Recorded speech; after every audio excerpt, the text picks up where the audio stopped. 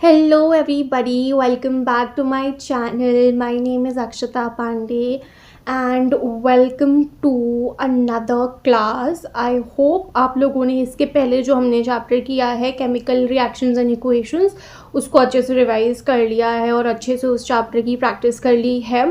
Today will be starting biology का chapter life processes. और ये चैप्टर ना काफ़ी इम्पॉर्टेंट है क्योंकि इट फॉर्म्स द बेस, और इसमें काफ़ी ज़्यादा बेसिक चीज़ें हम पढ़ते हैं. जो भी लोग बायोलॉजी लेने वाले हैं आगे, आप इन सारी चीज़ों के बारे में बहुत डिटेल में डिफरेंट चैप्टर्स में पढ़ोगे इन 12th स्टैंडर्ड. सारे रेस्पिरेशन के बारे में, ट्रांसपोर्टेशन के बारे में और ये सारी चीज़ों के बारे में. इस चैप्टर में क्या होता है, इस चैप्टर में आप हर चीज़ का बेसिक कवर करने वाले हो. कैसे हमारी लाइफ फंक्शन करती है, कैसे हम जो ज़िंदा रहते हैं उसके लिए बॉडी के अंदर कितनी सारी प्रोसेसेस चल रही होती हैं, वो हम बेसिकली लाइफ प्रोसेसेस चैप्टर में पढ़ते हैं. तो I guess we should start. And जो सबसे इम्पॉर्टेंट चीज़ है वो ये है कि हम इसमें नोट्स में ज़्यादा फोकस नहीं करेंगे. जहाँ पे एक्सप्लेनेशन की ज़रूरत होगी I will use it, but notes यहाँ पे आई डोंट फील कि उतना इम्पॉर्टेंट वो होता है. आपको बनाने हैं तो आप अपने लिए बहुत शॉर्ट नोट्स बना सकते हो, या फिर बाद में जब मैं रिविज़न करवाऊँगी तो मैं बहुत क्रिस्प वाले नोट्स दे दूँगी. बट आपको जो भी डिटेल्ड स्टडी करनी है वो आप ऐसे ही करोगे फुल चैप्टर रीडिंग से. हाँ, जब आपको शॉर्ट में रिविज़न करना है उसके लिए आप एक शॉर्ट नोट्स बना सकते हो. शॉर्ट नोट्स एज इन आप एक फ्लो चार्ट टाइप का बना सकते हो, जो कि मैं आपको बाद में लास्ट में बता दूंगी कैसे बनाना है. तो आई गेस 2 या 3 पार्ट्स तो भी इस चैप्टर के होंगे. मैं जो वीडियोस हैं वो ज़्यादा लंबी नहीं करना चाह रही हूँ ताकि आप लोग रिवाइज भी कर पाओ. 2 में आई विल ट्राई कि हो जाए, अगर 1 आवर 1.5 आवर का भी लेना पड़े.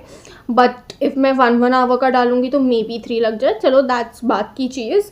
अभी अपन लोग स्टार्ट करते हैं लाइफ प्रोसेसेस चैप्टर के साथ. हम लोग NCERT लाइन बाय लाइन जाने वाले हैं, ठीक है. तो हम उसको डिटेल में पढ़ने वाले हैं NCERT से. So let's just start with this. तो चैप्टर का नाम है लाइफ प्रोसेसेस. आप चैप्टर के नाम से ही काफ़ी सारी चीज़ें डिकोड कर सकते हो. लाइफ मतलब ज़िंदगी, और प्रोसेसेस मतलब इस लाइफ में कौन सी प्रोसेसेस मॉलिक्यूलर लेवल पे बॉडी के अंदर चल रही होती हैं जिनकी वजह से हम अपनी नॉर्मल लाइफ चला पाते हैं. ऐसा तो नहीं है ना कि हम जैसे हम खा रहे हैं तो हमें जो विजिबली दिखता है वो बस इतना दिखता है कि खाना हमारे मुंह के अंदर जा रहा है.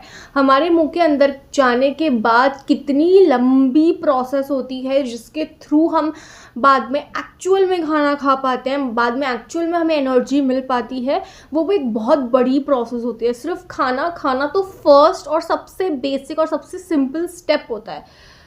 उसके बाद जब खाना एक बार बॉडी में एंटर किया उसके बाद कितनी सारी प्रोसेसेस वो गो थ्रू करता है. उसके बाद उससे न्यूट्रिएंट अब्जॉर्ब करना, फिर उसको यूटिलाइज करना, उसको उस फॉर्म में कन्वर्ट करना जिस फॉर्म में बॉडी एनर्जी यूज़ कर सकती है.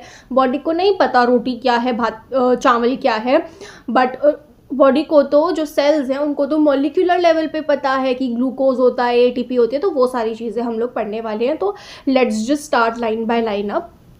तो how do we tell the difference between what is alive and what is not alive. तो कुछ एक चीज़ ज़िंदा है और एक चीज़ ज़िंदा नहीं है, उसके पीछे हम कैसे डिफरेंस बताते हैं. अभी जो बहुत बेसिक लेवल पे है, बेसिक लेवल पे हम लोग क्या बोलेंगे कि वो चीज़ मूव कर रही है तो ज़िंदा है, वो मूव नहीं कर रही है तो ज़िंदा नहीं है. एक चीज़ है जैसे ह्यूमंस हैं, एनिमल्स हैं, वो ब्रीद कर रहे हैं, हमें दिख रहा है वो ब्रीद कर रहे हैं, वो मूवमेंट कर रहे हैं तो वो ज़िंदा है. और कुछ हैं जो ब्रीद नहीं कर रहे हैं, मूवमेंट नहीं कर रहे हैं. जैसे कोई भी चीज़ है, ये चेयर है जिस पर मैं बैठी हुई हूँ, ये पेन है फॉर एग्जांपल, ये कैमरा है जिससे मैं रिकॉर्ड कर रही हूँ, then there is a tablet जिस पे मैं सारी चीज़ें आपको पढ़ा रही हूँ. तो ये सारी चीज़ें नॉन लिविंग हैं. बट एक्चुअल में जब हम डिटेल में जाते हैं, साइंटिफिक वे में पढ़ते हैं, अंदर घुसते हैं, मॉलिक्यूलर लेवल पे घुसते हैं, सिर्फ मैक्रो मॉलिक्यूलर चीज़ों के साथ डील नहीं करते हैं, अंदर तक जाते हैं, तो हमें पता चलता है कि एक्चुअल में ये चीज़ों से हम डिफ़ाइन नहीं कर सकते कि क्या चीज़ लिविंग है क्या चीज़ नहीं लिविंग है. तो उसके लिए अब हम लोग अच्छे से टेक्स्ट पढ़ते हैं. तो if we see a dog running और अ काउ च्यूइंग cud और a man shouting loudly on the street, we know that these are living beings, क्योंकि इनमें तो मूवमेंट हो रहा है, बहुत ईजिली विजिबल है. Now what if the dog और द काउ और द मैन वर asleep. अगर वो सोए हुए हैं तो क्या, अगर वो सोए हुए हैं यही लोग, तो इनमें कोई मूवमेंट तो नहीं दिख रही है बट वो स्टिल अलाइव हैं. है ना, we would still be think, हम लोग तब भी सोचेंगे कि चलो वो सो रहे हैं बट वो ब्रीथ तो कर ही रहे, है ना, if they were alive, but how did we know that, we see them breathing, ठीक है, हम फिर भी सोचेंगे कि जिंदा तो है, क्यों, क्योंकि हमको पता है कि वो ब्रीथ कर रहे हैं, एंड ब्रीदिंग वाली प्रोसेस की वजह से हमें पता होता है कि वो अलाइव है। तो प्लांट्स के बारे में क्या, प्लांट्स में भी जान तो होती है, वी ऑल नो दैट, तो how do we know that they are alive, ठीक है, प्लांट्स का हमें कैसे पता चलता है, वो ग्रीन होते हैं, फ्रेश दिखते हैं, उससे हमें पता चल जाता है, ठीक है, we see them green, some of us will say, हम में से कुछ लोग बोलेंगे कि वो ग्रीन होते हैं, फ्रेश दिखते हैं, तो हमें लगता है कि वो अलाइव है। But what about plants that have leaves of other colours other than green, लेकिन ऐसे भी प्लांट्स एग्जिस्ट करते हैं जिनमें कलरफुल लीव्स होते हैं, तो फिर उनका क्या, ठीक है। अब एक और चीज़ है कि लीफ पहले छोटा होता है, प्लांट पहले छोटा होता है, बड़ा होता है, बड़ा होता है, बड़ा होता है, बड़ा होता है, तो over a period of time तो वो ग्रो कर रहा है, तो हम उसके बेसिस पे बोल सकते हैं कि वो ग्रो कर रहा है या वो अलाइव है, तो they grow over time, so we know that they are alive. ऐसा भी कुछ लोग बोल सकते हैं, कुछ लोग बोल सकते हैं कि वो ग्रीन है, फ्रेश है, कुछ लोग ऐसा बोल सकते हैं वो विद टाइम ग्रो करते हैं इसलिए वो अलाइव है। तो दूसरे वर्ड्स में हम क्या कह सकते हैं, we tend to think of some sort of movement either growth related और not as common evidence for being alive. तो हम बेसिकली क्या करते हैं, हम लोग देखते हैं कि हाँ अगर मूवमेंट हो रही है, ब्रीद कर रहा है या कोई ग्रोथ हो रही है थोड़े टाइम पीरियड में, तो फिर हम बोल देते हैं कि भैया वो चीज़ तो जिंदा है या वो अलाइव है, उसमें जान है। लेकिन जो प्लांट होते हैं, but a plant that is not visibly growing is still alive, and some animals can breathe without visible movement, so using visible movement as the defining characteristic of life is not enough. But क्या होता है, ज़रूरी नहीं है हमेशा हमें movement दिख रही हो, बहुत सारे ऐसे एनिमल्स भी होते हैं जो ब्रीथ कर रहे होते हैं बट हमें पता नहीं चलता है कि वो ब्रीथ कर रहे हैं क्योंकि वो विजिबल नहीं होता है। तो बेसिकली हमें अगर आँखों से मूवमेंट दिख रहा है, बस उस चीज़ से हम डिफाइन नहीं कर सकते कि जो ऑर्गेनिज्म है वो लिविंग है कि नहीं। मूवमेंट्स जो होते हैं बहुत छोटे स्केल पे वो विजिबल भी नहीं होते हैं, movements over very small scales are invisible to the naked eyes. जैसे कि मॉलिक्यूल्स का मूवमेंट होता है, मॉलिक्यूलर मूवमेंट हम नहीं देख पाते हैं। अब जैसे ये हाथ है, अगर मैं इसको स्टिल रखूंगी तो आप लोग बोलोगे कि हाथ में कोई मूवमेंट नहीं है, बट एक्चुअल में मॉलिक्यूलर लेवल पे तो मूवमेंट हो रही है, अंदर मॉलिक्यूल्स का, सेल्स का तो आपस में इंटरेक्शन चल रहा है, क्योंकि वो इंटरेक्शन चल रहा है उसी की वजह से तो ये ऐसे खड़ा भी है, वरना तो खड़ा ही नहीं हो पाता। नर्व्स का ट्रांसफर हो रहा है, वो नर्व्स ही इसको ऐसे रख रहे हैं, वरना तो ये गिर जाता, ठीक है। तो हमें दिख रहा है, हमें लग रहा है कि there is no movement, but actual में मॉलिक्यूलर लेवल पे बहुत ज़्यादा मूवमेंट्स एक्चुअल में हो रही हैं। तो if we ask this question to a professional biologist they will say yes, ठीक है। तो is this invisible molecular movement necessary for life, पर तो क्या ये जो इनविजिबल मॉलिक्यूलर मूवमेंट हो रहा है वो इम्पॉर्टेंट है लाइफ के लिए? तो किसी भी बायोलॉजिस्ट से, साइंटिस्ट से आप पूछोगे, किसी भी स्कॉलर से आप पूछोगे तो दे विल ऑब्वियसली से येस कि यही जो चीज़ें होती हैं वो सबसे ज़्यादा इंपॉर्टेंट होती है, सबसे ज़्यादा मैटर करती हैं किसी बीइंग को लिविंग या फिर नॉन लिविंग कहने में। इनफैक्ट ये बहुत इंपॉर्टेंट पॉइंट है और ये क्वेश्चंस में पूछा भी जाता है कि वायरसेस का जो टॉपिक है वो इतना कंट्रोवर्शियल क्यों है। जो वायरसेस होते हैं ना, जो वायरस है, जैसे कोविड-19 भी एक वायरस आया था, वो वायरस कोई भी मॉलिक्यूलर मूवमेंट भी नहीं शो करते हैं जब तक वो किसी ऑर्गेनिज्म के अंदर नहीं जाते। फॉर एग्जाम्पल यहाँ पे एक वायरस है, ये एक वायरस घूम रहा है। अब अगर इस वायरस को पकड़ करके, हवा से पकड़ करके हम ले जाएं माइक्रोस्कोप के अंदर, इवन तो that's not possible, but I am just saying, ठीक है, अगर हम इस वायरस को बहुत ही जूम करके, मान लो हमारी आंखों में इनबिल्ट बिल्कुल ऐसा कुछ होता कि हम मॉलिक्यूलर लेवल पे देख पाएँ, तो ये वायरस एक्चुअल में एग्जिस्ट ही नहीं करता, हम इसको लिविंग नहीं बोलते, क्योंकि इसमें कोई भी मॉलिक्यूल का मूवमेंट हो ही नहीं रहा है, कोई भी एक्टिविटी नहीं कर रहा है। लेकिन जैसे ही ये वायरस मेरे अंदर चला जाता है, मेरी सेल्स के साथ इंटरफेयर करता है, तब ये वायरस में जान आ जाती है, तब ये वायरस मॉलिक्यूलर मूवमेंट करने लग जाता है, तब ये इंटरैक्शंस करने लग जाता है। तो इसीलिए वायरसेस को काफ़ी ऐसे कन्फ्यूजन है कि बाहर तो ये लिविंग नहीं है, फिर बॉडी के अंदर लिविंग हो जाता है, इसलिए बहुत ज़्यादा कंट्रोवर्सी होती है कि वायरस को हम लिविंग माने कि नहीं माने, क्योंकि वो लिविंग और नॉन लिविंग के बीच में होता है। वायरस जो है लिविंग और नॉन लिविंग के बीच में होता है, वो हर वक्त लिविंग जैसा बिहेव नहीं करता है, जब वो एक होस्ट के अंदर जाता है तब वो लिविंग जैसा बिहेव करता है। वो सेल भी कंप्लीट नहीं है, ए सेल्यूलर ऑर्गेनिज्म है, यानी कि it is not a complete cell, उसमें बस एक प्रोटीन कोट होती है और ये सारी चीज़ें होती हैं, ठीक है। तो इनफैक्ट जो वायरसेस हैं, they do not show any molecular movement in them until they infect some cell, And that is partly why there is a controversy about whether they are truly alive or not. And this question is asked, that why there is a controversy about viruses being alive or not. तो ये molecular movements जो हैं ये क्यों ज़रूरी हैं life के लिए? तो हम लोगों ने देखा है पहले इन अर्लियर क्लासेस, जो लिविंग ऑर्गेनिजम्स होते हैं are well organise structures. They can have tissues have cells have smaller components in them, and so on.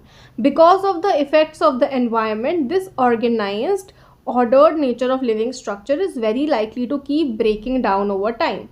If order breaks down, the organism will no longer be alive. So, living creature must keep repairing and maintaining these structures. Since all the structures are made up of molecules, they must move molecules around all the time. तो अब question ये है कि ये molecular movements इतनी ज़रूरी क्यों हैं? क्यों ये molecular movements पे ही लाइफ डिपेंड करती है? तो हमारी जो ये बॉडी है ना, ये मुझे एक ऑर्गेनिज्म कहा जाता है, ये पूरी बॉडी है. बट ये ऑर्गेनिज्म ऐसा तो नहीं है ना कि सीधा यही बन गया. पहले I was a single cell, बस एक सेल थी, ठीक है, 2 न्यूक्लियाई फ्यूज हुए, एक सिंगल सेल जाइगोट बना. आप लोग पढ़ोगे आगे, वो भी आपने 7th क्लास में भी पढ़ा होगा, तब भी रिप्रोडक्शन का चैप्टर आ जाता है. तो एक सिंगल सेल जाइगोट बना था, वो डिवाइड होते गया, फिर मल्टीपल सेल्स आए, सेल्स का ग्रुप आया, फिर वो सेल्स का ग्रुप मिल करके टिश्यू बना, फिर वो टिश्यूज़ मिल करके ऑर्गन बनाया, फिर ऑर्गन सिस्टम्स बने, उसके बाद एक ऑर्गेनिज्म तैयार हुआ. ठीक है, तो ऐसे डिफरेंट यूनिट्स में चीज़ें बटी हुई होती हैं. अब क्या होता है कि क्योंकि एनवायरनमेंट के साथ इंटरेक्शन है, जैसे मैंने एक वायरस का एग्जांपल दिया, अब वायरस अंदर जाएगा तो वो मेरी सेल्स को अटैक करेगा, ठीक है ना, वो सेल्स को अटैक करेगा तो वो सेल्स को किल भी कर सकता है. ऐसा ही कोई वायरस आ गया, कोई बैक्टीरिया आ गया, बॉडी में डैमेजेस होते रहते हैं. आप जैसे नॉर्मली साइकिल चलाते हो, साइकिल इज़ एक मशीन टाइप्स कह लेते हैं, या कोई भी मशीन है या साइकिल है, आप उसे चलाते हो, विद टाइम वो ख़राब भी तो होती है ना, कभी उसके टायर घिस जाते हैं, चेन ख़राब हो जाती है, तो आपको रिपेयर करानी पड़ती है. सिमिलरली हमारी बॉडी भी एक मशीन है जो कि बहुत बहुत बहुत टाइम्स ज़्यादा कॉम्प्लेक्स है दैन दोज ऑर्डिनरी मशीन्स. क्योंकि उन मशीन्स को ओपन करना is very easy, but we can not open this body very easily. तो जो सेल्स हैं, सेल्स के अंदर भी डिफरेंट मॉलिक्यूल्स होते हैं. सेल्स के अंदर न्यूक्लियस होता है, क्लोरोप्लास्ट बोल रही हूँ, chloroplast is in plants, mitochondria और गोल्जी बॉडी, ये सारी चीज़ें होती हैं. ये भी कुछ मॉलिक्यूल्स से बनी हुई होती हैं. हर सेल एक मॉलिक्यूल से बना हुआ होता है. तो सेल अगर डैमेज हो जाएगा तो उसका रिपेयर करना इम्पॉर्टेंट है. कोई भी मशीन थोड़ी सी डैमेज हो जाती है, थोड़ी डैमेज होती है, तो उसको रिपेयर नहीं करेंगे तो वो परमानेंटली ख़राब हो जाएगी. विदाउट रिपेयरिंग अगर उसे हम ज़बरदस्ती यूज़ करते जाएंगे तो वो ख़राब हो जाएगी ना. इट विल बी एंटायरली वो ख़राब. तो वैसे ही बॉडी में अगर प्रॉब्लम हो रही है, अगर डैमेज हो रही है, तो उसको रिपेयर नहीं कराया जाएगा तो विदाउट रिपेयर वो पूरी तरीके से डेड हो जाएगी. तो इसीलिए हमें कॉन्टिन्यूसली सेल्स को रिपेयर करना पड़ता है. जो सेल्स मर जाती हैं उन सेल्स को रिप्लेस करना पड़ता है, क्योंकि हमें तो नया सेल चाहिए. फॉर एग्ज़ाम्पल किसी कंपनी में कुछ लोग काम कर रहे हैं, कुछ लोग काम कर रहे हैं, वर्कफोर्स है, 50 लोगों की है मान लो, उसमें से 10 लोग चले गए, तो हमें उन 10 लोगों के रिप्लेसमेंट में और 10 लाने पड़ेंगे ना, क्योंकि काम तो हमें चलाना ही है, काम तो नहीं बंद कर सकते, कंपनी तो नहीं बंद करनी है, तो उनके रिप्लेसमेंट में हमें लोग लाने पड़ेंगे. सिमिलरली सेल्स का होता है, सेल्स ख़राब हुए, उनका काम करना बंद हुआ, तो हमें नए सेल्स लाने पड़ेंगे रिप्लेसमेंट में, क्योंकि काम तो कंटिन्यू रखना है. देखो, अगर बॉडी जिंदा रखनी है तो इसीलिए ही मॉलिक्यूलर लेवल पे ये चीज़ें इतनी इम्पॉर्टेंट होती हैं करना. इसीलिए जो मॉलिक्यूलर मूवमेंट है that is very important, and molecular movement is the defining characteristic of living being. Defining character क्या होता है? डिफाइनिंग कैरेक्टर बेसिकली ये होता है जो बिल्कुल ऐसे स्थित कर दे कि हाँ लिविंग है ही. मूवमेंट को हम नहीं कर सकते, क्योंकि कई ऐसे लिविंग थिंग्स हैं जो मूव नहीं कर रहे हैं. फॉर एग्जाम्पल, अगर एक पेशेंट कोमा में है, कोमा में कोई मूवमेंट नहीं हो पा रही है, बट स्टिल ऑर्गेनिज्म तो लिविंग है ना. उसको हम बिल्कुल डेड तो नहीं बोल देते, कोमा में भी लिविंग तो होता है, क्योंकि उसमें मॉलिक्यूलर लेवल पे मूवमेंट्स चल रही हैं. तो बेसिक ऐसे तो जो कोई सोया हुआ है उसमें मूवमेंट नहीं हो रही है विजिबली, तो हम बोल देंगे कि मर चुका है, पर मरा नहीं होता है, वी नो दैट. तो इसीलिए जो मूवमेंट होती है उसको हम डिफाइनिंग कैरेक्टरिस्टिक नहीं बोल सकते. डिफाइनिंग कैरेक्टरिस्टिक वो होता है जो हर लिविंग ऑर्गेनिज्म में विदाउट एन एक्सेप्शन प्रेजेंट हो ही. तो molecular movement without an exception जितने भी लिविंग ऑर्गेनिजम्स हैं उन सब में प्रेजेंट होगा ही, इसीलिए मॉलिक्यूलर जो मूवमेंट्स होती हैं वो इतनी ज़्यादा इंपॉर्टेंट होती है। अब हम शुरू कर देते हैं अपना मेन अच्छे से। ये तो इंट्रो पार्ट था और इंट्रो पार्ट काफ़ी इंपॉर्टेंट होता है आपको चैप्टर की इंपॉर्टेंस समझने में कि चैप्टर क्यों इतना इंपॉर्टेंट है। तो अभी हम लोग बढ़ते हैं अपने नेक्स्ट टॉपिक की तरफ, which is what are the life processes. ठीक है, wait a minute. Okay, so we will go to the next topic, which is what are life processes. The maintenance functions of living organisms must go on even when they are visibly not doing anything. ठीक है, जो maintenance functions होते हैं of living organisms must go on even when they are not doing anything particular. Even when we are just sitting in class, even if we are just asleep, this maintenance job has to go on. The processes which together perform this maintenance job are known as life process. ये जब question आता है what our life processes तो आप इसको mention कर सकते हो कि जो मेंटेनेंस है, मेंटेनेंस मतलब कि अंदर जो बॉडी के अंदर काम हो रहा है. हम सोते हैं तब भी ब्रीथ तो करते हैं ना, ऐसा तो है नहीं कि सांस लेना बंद कर देते हैं. ब्रीदिंग तो तब भी हो रही है जब हम सो रहे हैं. विजिबली तो हम कुछ नहीं कर रहे, सोने को तो हम नहीं मानते कि कोई काम है, बट सोते वक्त भी बॉडी की हर एक सेल नेवर रेस्ट्स. इनफैक्ट जो स्लीपिंग वाली प्रोसेस होती है वही टाइम होता है जहाँ पे बॉडी सबसे ज़्यादा अपना मेंटेनेंस रिपेयर का काम करती है. तो इसीलिए बोलते हैं कि स्लीप इज़ वेरी इंपॉर्टेंट, क्योंकि स्लीप के टाइम पे आपकी बॉडी रिपेयर मोड में चली जाती है, क्योंकि आप और कोई काम नहीं कर रहे होते और किसी काम में एनर्जी वेस्ट नहीं होती, तो सारी एनर्जी फिर उसमें लगती है. इसीलिए आपको सोते वक्त भी एनर्जी लगती है बॉडी में, सोने में भी एनर्जी लगती है, क्योंकि आपका ब्रीदिंग का प्रोसेस कॉन्टिन्यूसली चल रहा है, बॉडी में रेस्पिरेशन चल रहा होगा, बहुत बतेरी प्रोसेसेस चल रही होंगी. तो बॉडी को मेंटेन करने के लिए जो भी सारी जॉब्स होती हैं, मेंटेनेंस का काम होता है, उन सारे मेंटेनेंस के काम को, प्रोसेसेस को साथ में बोलते हैं life processes. Since these maintenance processes are needed to prevent, क्योंकि ये जो मेंटेनेंस प्रोसेसेस होती हैं they are needed to prevent damage and break down, energy is needed for them. ठीक है, अभी मैंने बताया आपको कि एनर्जी रिक्वायर्ड होती है. ये एनर्जी जो होती है comes from outside the body of individual organism. ये बॉडी जो है बाहर से आती है. हम खाना खाते हैं उस समय एनर्जी मिलती है, तो मतलब बाहर से ही आ रही है ना एनर्जी हमारे अंदर. So there must be a process to transfer a source of energy from outside the body of an organism. अब क्योंकि ये एनर्जी बाहर से आ रही है तो पक्का कोई ना कोई प्रोसेस होगी जो बाहर से खाना अंदर ला रही है. हाथ से खाना खाना is just a outer process जो हमको दिखती है, अंदर एक बहुत कॉम्प्लेक्स और अलग प्रोसेस चल रही होती है. तो पक्का एक ना एक प्रोसेस होगी जो खाना हमारे अंदर ला रही है, जिसको हम फूड बोल देते हैं. ठीक है, तो ये जो प्रोसेस होती है, the process by which we transfer the source of energy, which is food, from outside the body to inside, is called as nutrition. Body के बाहर से बॉडी के अंदर तक एनर्जी लाने वाली प्रोसेस को हम लोग न्यूट्रिशन बोलते हैं. अब देखो, अगर जो ऑर्गेनिज्म है उसका बॉडी साइज बढ़ना है तो हमें एडिशनल रॉ मटेरियल तो लगेगा. Additional raw material will also be needed from outside. ठीक है, तो अब क्या है, अगर हमारा घर है, घर की दीवार है, मान लो हमने इतनी बना दी, अब हमें इतनी और बढ़ानी है तो और ईंट चाहिएंगी और सीमेंट चाहिएंगी. वैसे ही बच्चा जब इतने साइज़ का है उसको इतने से इतने का होना है तो उसको कुछ रॉ मटेरियल तो लगेगा ना. और क्योंकि क्या, अब ये रॉ मटेरियल होता क्या है, क्योंकि जो लाइफ है ना अर्थ पे वो कार्बन बेस्ड मॉलिक्यूल्स पे डिपेंड करती है. मेजरली जो मॉलिक्यूल्स होते हैं वो कार्बन बेस्ड होते हैं. इवन हमारे खाने में भी मोस्टली कार्बन होता है, and most of these food sources are also carbon based. तो depending on the complexity of these carbon sources, different organisms can then use different kinds of nutritional processes. अब क्योंकि जो लाइफ है वो carbon पे mainly depend करती है, हमारे अराउंड कार्बन बहुत ज़्यादा प्रेजेंट है, हमारी बॉडी में बहुत ज़्यादा कार्बन प्रेजेंट होता है, खाने की मोस्ट ऑफ द चीज़ें कार्बन रिलेटेड होती हैं. तो जो ऑर्गेनिज्म जिस चीज़ पे सर्वाइव करता है उस चीज़ का न्यूट्रिशन प्रोसेस अलग होता है. चिकन को डाइजेस्ट करने का अलग तरीका है, सब्जियों को डाइजेस्ट करने का अलग तरीका है, ग्रीन लीफी वेजिटेबल्स को डाइजेस्ट करने का अलग तरीका है.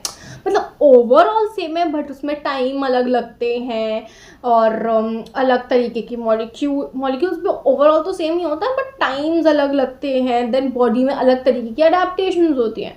जैसे फॉर एग्जांपल एक जो गाय होती है वो क्योंकि ग्रीन लीफी वेजिटेबल्स ग्रीन्स ज़्यादा खाते हैं और उनमें सेल्यूलोज होता है ग्रीन्स में। Am I saying right? या तो उनमें वो होता है तो वो डाइजेस्ट करना इज़ नॉट ईजी। तो उसको डाइजेस्ट करने के लिए क्योंकि जो ये होता है ग्रीन लीफी वेजिटेबल्स होती है, वेजिटेरियन फूड जो होता है उसको डाइजेस्ट करने में टाइम ज़्यादा लगता है। इसीलिए जो काउज होती है उनकी गट बड़ी होती है। जो गट यानी कि जो इंटेस्टाइन है और पूरा गट है हमारी वो काफ़ी लंबी होती है as compare to the carnivorous animals. Lion की गट छोटी होगी क्योंकि उसे वो मीट डाइजेस्ट करना है। लायन का मेजर फूड मीट है जो कि इजीली डाइजेस्टेबल होता है। हमें वैसे सोचने में लगेगा कि भाई मीट को डाइजेस्ट करना आसान होगा, ग्रीन लीफी वेजिटेबल्स को मीट को डाइजेस्ट करना तो बहुत डिफिकल्ट होता होगा क्योंकि वो तो एक जानवर का मीट है और वेजिटेबल्स को डाइजेस्ट करना आसान होगा, but that's not correct. Actual में मीट को डाइजेस्ट करना is easier and slower process as compared to digesting green leafy vegetables and all of that, और जो ग्रीन्स ग्रासेस एंड ऑल होती हैं। ठीक है, the outside sources of energy could be quite varied since the environment is not under the control of the individual organism. अब हम बाहर से किस सोर्स की एनर्जी ले रहे हैं वो हर ऑर्गेनिज्म के लिए डिफरेंट होती है। जैसे ह्यूमंस ओमनीवोरस है, वो ग्रीन्स भी खाते हैं और वो भी खाते हैं मीट एंड ऑल भी। देन लायंस का सिर्फ मीट पे सस्टेनेंस होता है। एंड देन हम तो अभी बहुत बड़े ऑर्गेनिजम्स हैं उनकी बात कर रहे हैं। हम मॉलिक्यूलर लेवल पे सेल्यूलर जो सिंगल सेल्यूलर ऑर्गेनिजम्स हैं उन तक तो गए ही नहीं। कई ऐसे होते हैं जो सिर्फ माइक्रोब्स पे डिपेंड करते हैं, कई ऐसे होते हैं जो खुद सिंगल सेल्ड, तो ऑब्वियसली बहुत छोटा सोर्स ऑफ उनका फूड होगा। तो बेसिकली आउटसाइड जो एनर्जी का सोर्स है वो इस बात पे डिपेंड करता है कि उनको वो कैसे मिल पा रहा है। अस ह्यूमंस क्योंकि हम लोग कुछ भी चीज़ें एक्सेस कर सकते हैं, वी कैन मूव आवरसेल्व्स, तो हम लोगों के लिए खाना ऑब्टेन करना इज़ क्वाइट ईजी।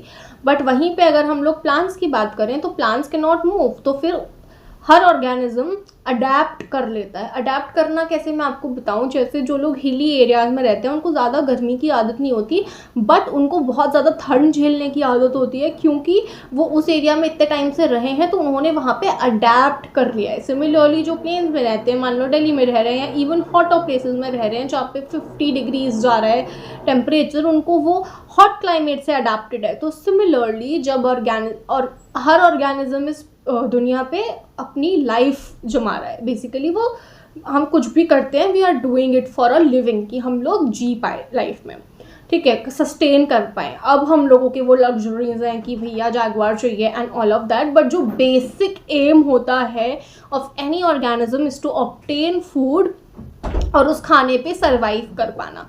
तो सिमिलरली जैसे प्लांट्स है, अब वो चल फिर नहीं सकते अपनी जगह से उठ के, ऐसा तो है नहीं ना कि दुकान जाकर खरीद लाएंगे खाना अपने लिए। तो फिर प्लांट्स ने भी अडेप्ट कर लिया कि भाई हम लोग चल के नहीं जा सकते, तो what we can do is हम लोग अपनी ही स्पेस पे रहते हैं और अपना खाना खुद बना लेते हैं। तो ऐसे करके हर एक ऑर्गेनिज्म अडेप्ट कर लेता है। तो अब हमने जब बाहर से फूड ऑब्टेन कर लिया है तो उसको हमें तोड़ना पड़ेगा छोटे कंपोनेंट्स में। उसको डाइजेशन का बेसिकली मतलब यही होता है कि हम जो खाना हमने अंदर लिया है उसको हम सिंपल चीज़ों में तोड़ें जो कि बॉडी अब्जॉर्ब कर सकती है। बॉडी डायरेक्टली एक पत्ता अब्जॉर्ब नहीं कर सकती है। सेल तो इतना छोटू सा होता है, दिखता भी नहीं है, इतना छोटा सेल होता है, वो कैसे एक बड़ी सी चीज़ अब्जॉर्ब करेगा। तो हमें खाने को तोड़ तोड़ के उसको मॉलिक्यूलर लेवल पे लाना पड़ता है जिससे कि बॉडी जो सेल्स हैं वो अब्जॉर्ब कर पाए उस खाने को, और उस खाने का जो मेन एम है न्यूट्रिशन, जो एनर्जी, वो ले पाए बॉडी से। तो उसको तोड़ करके उस फॉर्म में कन्वर्ट करना होता है। तो ये जो सोर्सेज ऑफ एनर्जी होते हैं are needed to be broken down और built up in body and must be finally converted into a uniform source of energy that can be used for the various molecular movements needed for maintaining living structures. तो इनको तोड़ना है, convert करना है ऐसे form में कि body absorb कर पाए, और फिर इसका बिल्डअप करना है। जैसे हम लोग प्रोटीन वगैरह खाते हैं, मसल बिल्डअप होता है, तो उसको बॉडी में ऐसे बोलते हैं ना, खाना लगता नहीं है, मतलब बेसिकली बॉडी में वो शो भी हो कि आप लोग हाँ गेन कर रहे हो, आप लोग अच्छे लेवल पे गेन कर रहे हो। ठीक है।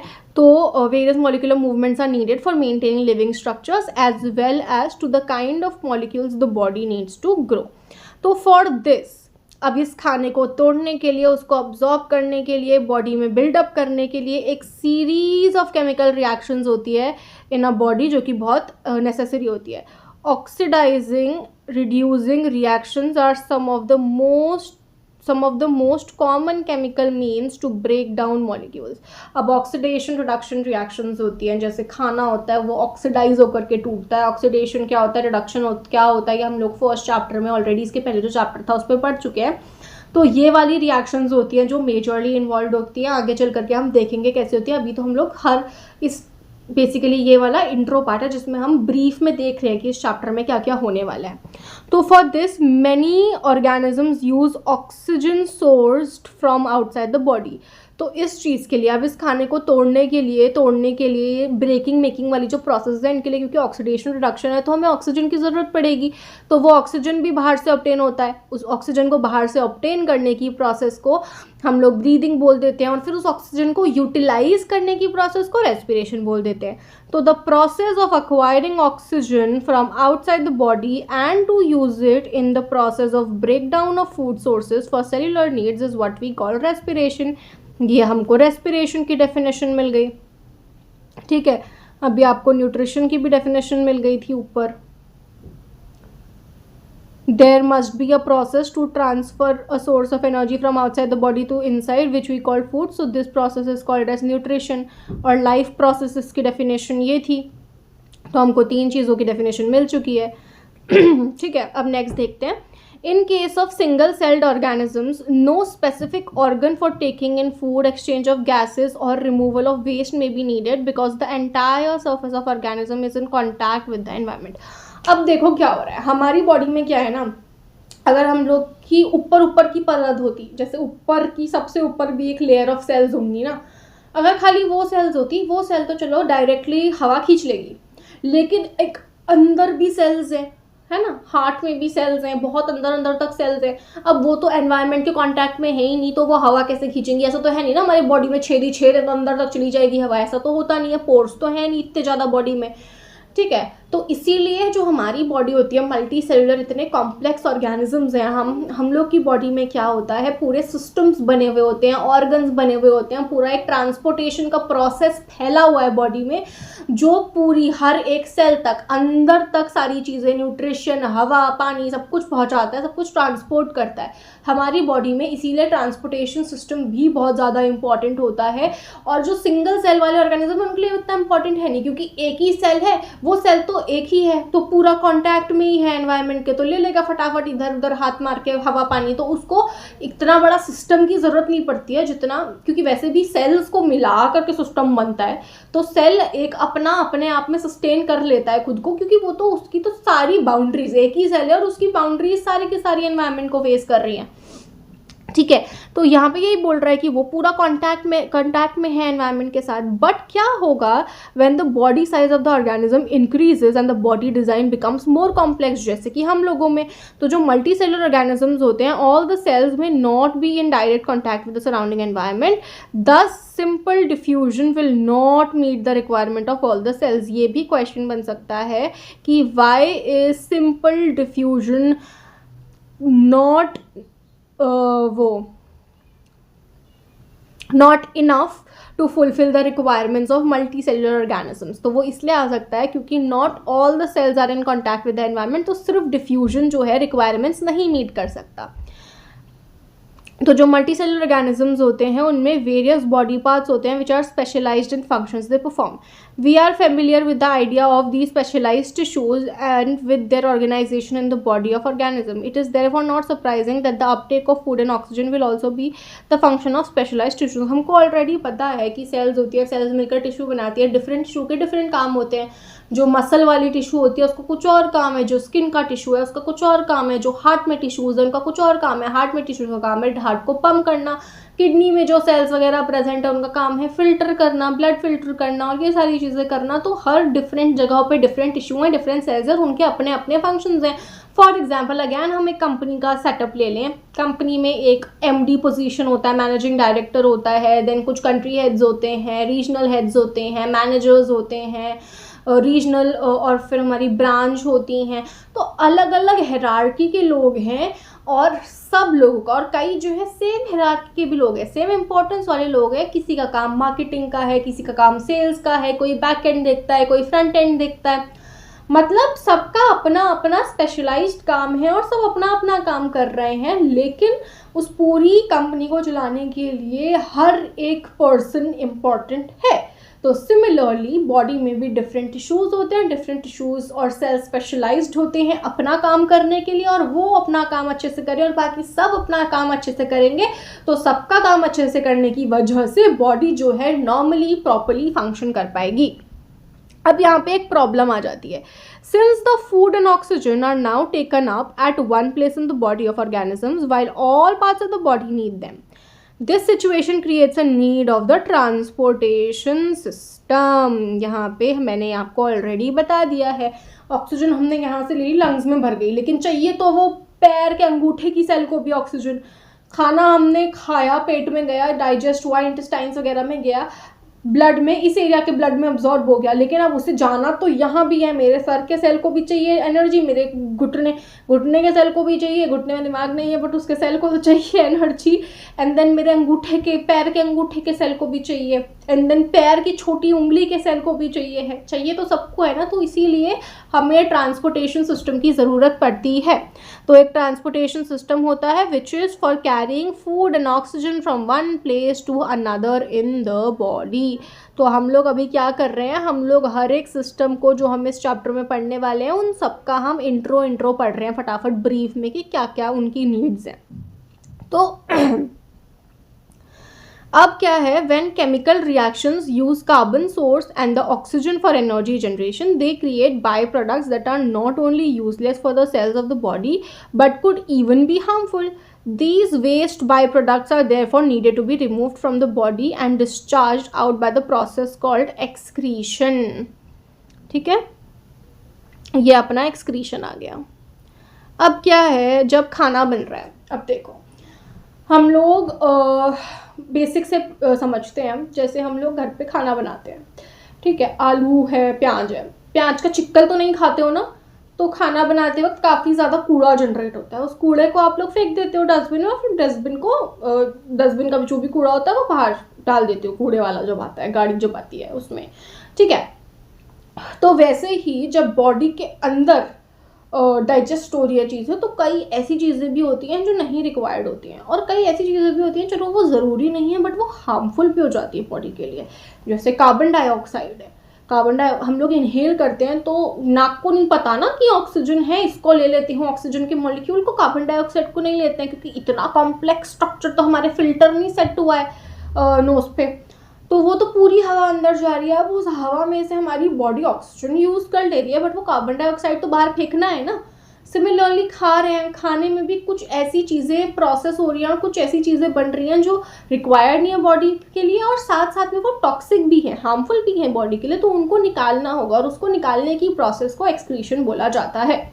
Again, if the basic rules for the body design in multicellular organisms are followed, a specialized tissue for excretion will be developed। अब जैसे बेसिकली हर चीज़ के लिए हुआ है, हर चीज़ के लिए एक स्पेशलाइज्ड ऑर्गन है, टिश्यू है, तो वैसे ही ऑब्वियस है कि हमारे एक्सक्रीशन के लिए भी होगा, which means that the transportation system will need to transport away from the cells to this excretory tissue. अब तो जो ट्रांसपोर्टेशन सेल्स होंगी वो ट्रांसपोर्ट के लिए एक डिफरेंट मैकेनिज्म है, वो जो ट्रांसपोर्टेशन वाला मैकेनिज्म होता है वो खाना भी ट्रांसपोर्ट करेगा, ऑक्सीजन भी ट्रांसपोर्ट करेगा और वेस्ट भी ट्रांसपोर्ट करेगा। तो वो मान लो एक है जैसे कूड़े वाला है, ठीक है, एक मान लो आप एक सोसाइटी में रहते हो, आप बिल्डिंग्स में रहते हो, आप अपने घर का कूड़ा उठा करके बाहर रख देते हो गेट के, जो हैं कूड़े वाले जो होते हैं लोग जो सफाई वगैरह करते हैं, वो लोग आपके घरों के आगे से कूड़ा उठाएंगे, हर जगह से कलेक्ट करेंगे और नीचे गाड़ी में डाल देंगे या कहीं पे भी डाल देंगे जहाँ पे वो सारा कूड़ा कलेक्ट होता है कलेक्टिवली। सिमिलरली ऐसा एक सिस्टम होगा हमारी बॉडी के अंदर जो हर एक सेल से जाकर के कूड़ा उठाएगा और उस कूड़े को किडनी तक छोड़ देगा या फिर उन टिश्यूज तक छोड़ देगा जहाँ पे वो कूड़ा बाहर फेंका जाएगा। तो ऐसा ये प्रोसेस चलता है। तो अब हम एक एक करके इन सारी प्रोसेसेस को पढ़ने वाले हैं जो हमारी बॉडी के लिए बहुत ज़्यादा इम्पॉर्टेंट है। So let's just okay. तो अब क्योंकि ये चैप्टर ना बहुत ज़्यादा बड़ा है तो मैं पहले फटाफट से आपको न्यूट्रिशन में होता क्या क्या है वो सारी चीज़ें पढ़ाती हूँ फटाफट से वाया मेकिंग छोटे छोटे नोट्स, एंड देन मैं हम लोग एनसीईआरटी फटाफट रीड कर लेंगे और जो भी पॉइंट्स रह रहे होंगे जो मैंने ऐसे खुद से नहीं बताए होंगे वो वहाँ से हम लोग रीड करते वक्त एनसीईआरटी से आपको मैं एक्सप्लेन कर दूँगी। तो अभी न्यूट्रिशन पे हम लोग आ चुके हैं। तो न्यूट्रिशन में हम लोग जाते हैं कि कितने टाइप्स के हमारे न्यूट्रिशन होते हैं। न्यूट्रिशन तो हमें पता है कि न्यूट्रिशन होता क्या है। Nutrition is basically obtaining the food. तो टाइप क्या है न्यूट्रिशन के, एक तो हमारा जो है ऑटोट्रॉफिक न्यूट्रिशन होता है और दूसरा हमारा होता है हेट्रोट्रॉफिक न्यूट्रिशन। Heterotrophic nutrition. अब जो ऑटोट्रॉफिक न्यूट्रिशन होता है ना ये मेजरली प्लांट्स में होता है, ग्रीन प्लांट्स में। अब ऑटोट्रॉफिक न्यूट्रिशन ग्रीन प्लांट्स में है और कुछ कुछ बैक्टीरियाज होते हैं उनमें भी होता है ऑटोट्रॉफिक न्यूट्रिशन। ऑटोट्रॉफिक न्यूट्रिशन मतलब बेसिकली ये होता है make their food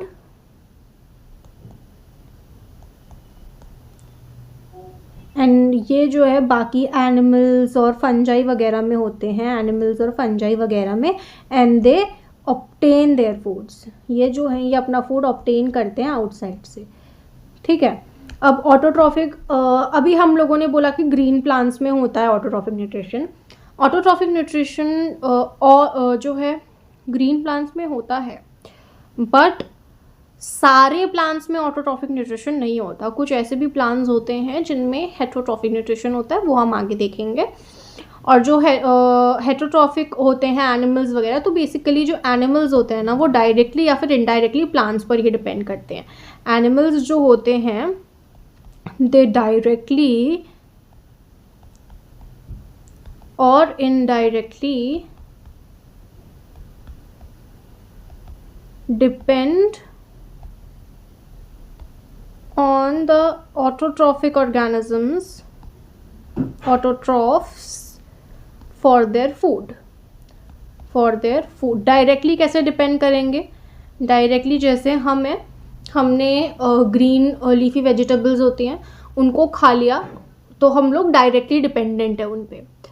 अब इनडायरेक्ट कैसे होता है? जो शेर होता है वो डायरेक्टली तो प्लांट को नहीं खाता। शेर मान लो बकरी को खा रहा है बट बकरी ने तो प्लांट खाया है ना, तो इनडायरेक्टली शेर भी ऑटोट्रॉफ्स पे ही डिपेंडेंट है। तो हम लोग सभी जो हेट्रोट्रॉफ्स होते हैं वो डायरेक्टली या फिर इनडायरेक्टली डिपेंड करते हैं ऑटोट्रॉफ्स पे ही अपने न्यूट्रिशन वगैरह के लिए, ठीक है। तो फिर ऑटोट्रॉफ्स अपना खाना बनाते कैसे हैं? जो ऑटोट्रॉफ्स होते हैं ना वो मेजरली बहुत सिंपल इनऑर्गेनिक कंपाउंड्स को यूज़ करते हैं एनवायरनमेंट में, जैसे कि कार्बन डाइऑक्साइड को, ठीक है। दे यूज़ सिंपल थिंग्स, जैसे कि यूज़ करते हैं simple inorganic substances like carbon dioxide CO2 and water to make their food, और खाना बनाने की जो प्रोसेस है इनकी उसको क्या बोलते हैं? ये लोग जो है उसको बोलते हैं फोटोसिंथेसिस। ऑटोट्रॉफ्स में जो खाना बनाने की प्रोसेस है उसको फोटोसिंथेसिस कहा जाता है। अब फोटोसिंथेसिस आपको प्रोसेस पता है। फोटोसिंथेसिस में बेसिकली क्या होता है, जो कार्बन डाइऑक्साइड ये लोग ऑब्टेन करते हैं एनवायरनमेंट से, वो रिएक्ट करता है वाटर के साथ और वो बन जाता है क्या, C6H12O6, यानी कि ग्लूकोज जो इनका फूड है प्लस ऑक्सीजन बनता है, ठीक है। मेजरली ये रिएक्शन होती है। अब ये जो ऑक्सीजन होता है ना ये वाटर से आता है, इसको याद रखना। ऑक्सीजन कार्बन डाइऑक्साइड से नहीं आता है, ये वाला ऑक्सीजन वाटर के टूट के आता है, और जो कार्बन डाइऑक्साइड होता है वो रिड्यूस होता है इनटू ग्लूकोज या फिर जो कार्बोहाइड्रेट है, ठीक है। ये हमारी प्रोसेस हो गई फोटोसिंथेसिस की। अब ये जो फोटोसिंथेसिस होता है ये क्लोरोफिल की प्रेजेंस में होता है। क्लोरोफिल होता है वो ग्रीन पिगमेंट जो कि प्रेजेंट होता है प्लांट्स में। अब जो प्लांट्स होते हैं वो ग्रीन कलर के होते हैं, वो ग्रीन कलर के होते हैं because of the pigment called as the chlorophyll. वो जो क्लोरोफिल होता है वो सनलाइट को ट्रैप करता है। तो क्लोरोफिल की प्रेजेंस में जब सनलाइट ट्रैप होता है, उस सनलाइट का यूज़ करके, क्योंकि सनलाइट में एनर्जी है, उस सनलाइट का यूज़ करके उसके हेल्प से ये इसको इसमें कन्वर्ट करते हैं। ये हमारी है केमिकल एनर्जी, और जो सनलाइट थी वो थी हमारी लाइट एनर्जी। तो लाइट एनर्जी को कन्वर्ट किया जा रहा है केमिकल एनर्जी में। तो जो प्लांट्स होते हैं वो ये चीज़ करते हैं, और ऐसे ही करके वो अपनी केमिकल एनर्जी में कन्वर्ट कर लेते हैं। अब बात यह है कि वो जो ये CO2 है, वाटर है, और बाकी भी मिनरल्स इंपॉर्टेंट होते हैं फॉर फोटोसिंथेसिस, वो ये चीज़ें ऑब्टेन कैसे करते हैं। जो कार्बन डाइऑक्साइड होता है वो स्टोमेटा के थ्रू ऑब्टेन होता है, और जो वाटर होता है वो रूट्स से अब्जॉर्ब करके ऑब्टेन होता है। जितने भी मिनरल्स होते हैं वो सॉइल में, जो रूट्स होती हैं, सॉइल में रूट्स धसी हुई हैं, वो जो रूट्स होती हैं वो सारी चीज़ें अब्जॉर्ब करके यूज़ करती हैं। तो ये जो है ये बेसिक चीज़ थी कि कैसे कैसे होता है। अब मैं आपको अच्छे से डिटेल में विद हेल्प ऑफ ये बताती हूँ, ठीक है। तो अभी क्या है कि हम NCERT से अब डिटेल में पढ़ते हैं, ठीक है। कुछ जो ऑर्गेनिजम्स होते हैं वो तो सिंपल फूड मटेरियल यूज़ कर लेते हैं, जैसे कि इनऑर्गेनिक सोर्सेज होते हैं कार्बन डाइऑक्साइड और वाटर, उसको अब्जॉर्ब करके अपना बना लेते हैं सामान। ये जो ऑर्गेनिजम्स होते हैं इनको हम ऑटोट्रॉफ्स बोलते हैं। इसमें कौन कौन आते हैं, ग्रीन प्लांट्स आते हैं और कुछ बैक्टीरिया आ जाते हैं। और जो दूसरे ऑर्गेनिजम्स होते हैं जैसे कि हम लोग लेते हैं कॉम्प्लेक्स सब्सटेंसेस बाहर से उठाते हैं, जैसे कि खाना है, हम पूरा प्लांट ही खा जा रहे हैं, हम एक ऑर्गेनिज्म ही खा जा रहे हैं, ठीक है। प्लांट भी तो ऑर्गेनिज्म है, तो हम मतलब कॉम्प्लेक्स चीज़ खा रहे हैं, और फिर उस कॉम्प्लेक्स चीज़ को तोड़ा जा रहा है सिंपल वंस में, और फिर उसके बाद उसको अब्जॉर्ब करके बॉडी की ग्रोथ के लिए यूज़ किया जा रहा है। इसको अचीव करने के लिए जो ऑर्गेनिजम्स होते हैं वो बायो कैटलिस्ट्स यूज़ करते हैं। मैंने आपको पिछले चैप्टर में भी बताया था, कैटलिस्ट्स वो होते हैं जो रिएक्शन को स्पीड अप कर देते हैं। तो बायो कैटलिस्ट्स यानी कि जो बायोलॉजिकल कैटलिस्ट्स हैं, जो ऑर्गेनिजम्स के अंदर कैटलिस्ट प्रेजेंस है। तो ऐसे ही जो कैटलिस्ट होते हैं जो ऑर्गेनिज्म के अंदर ऑर्गेनिजम्स की रिएक्शन को स्पीड अप करते हैं, उनको हम एंजाइम्स बोलते हैं। तो ऐसे ऑर्गेनिजम्स जो यूज करते हैं बायो कैटलिस्ट को, जिनको एंजाइम्स बोलते हैं, ये प्रोसेसेस कराने के लिए, ब्रेक डाउन वाली, ठीक है। तो इसीलिए जो हेट्रोट्रॉफ्स होते हैं, the heterotrophs survival depend directly और इनडायरेक्टली ऑन ऑटोट्रॉफ्स, ठीक है। Heterotrophs organisms include animal and fungi. Now this is very very very important line कि जो हेट्रोट्रॉफ्स का सर्वाइवल होता है वो डायरेक्टली या फिर इनडायरेक्टली ऑटोट्रॉफ्स पर ही डिपेंड करता है। अब हम आ जाते हैं ऑटोट्रॉफिक न्यूट्रिशन पे, ठीक है। Carbon and energy requirements of autotrophic organisms are fulfilled by photosynthesis. ये तो हमने कर लिया था कि फोटोसिंथेसिस से होती है, उनकी जो एनर्जी रिक्वायरमेंट होती है वो फोटोसिंथेसिस से फुलफिल होती है।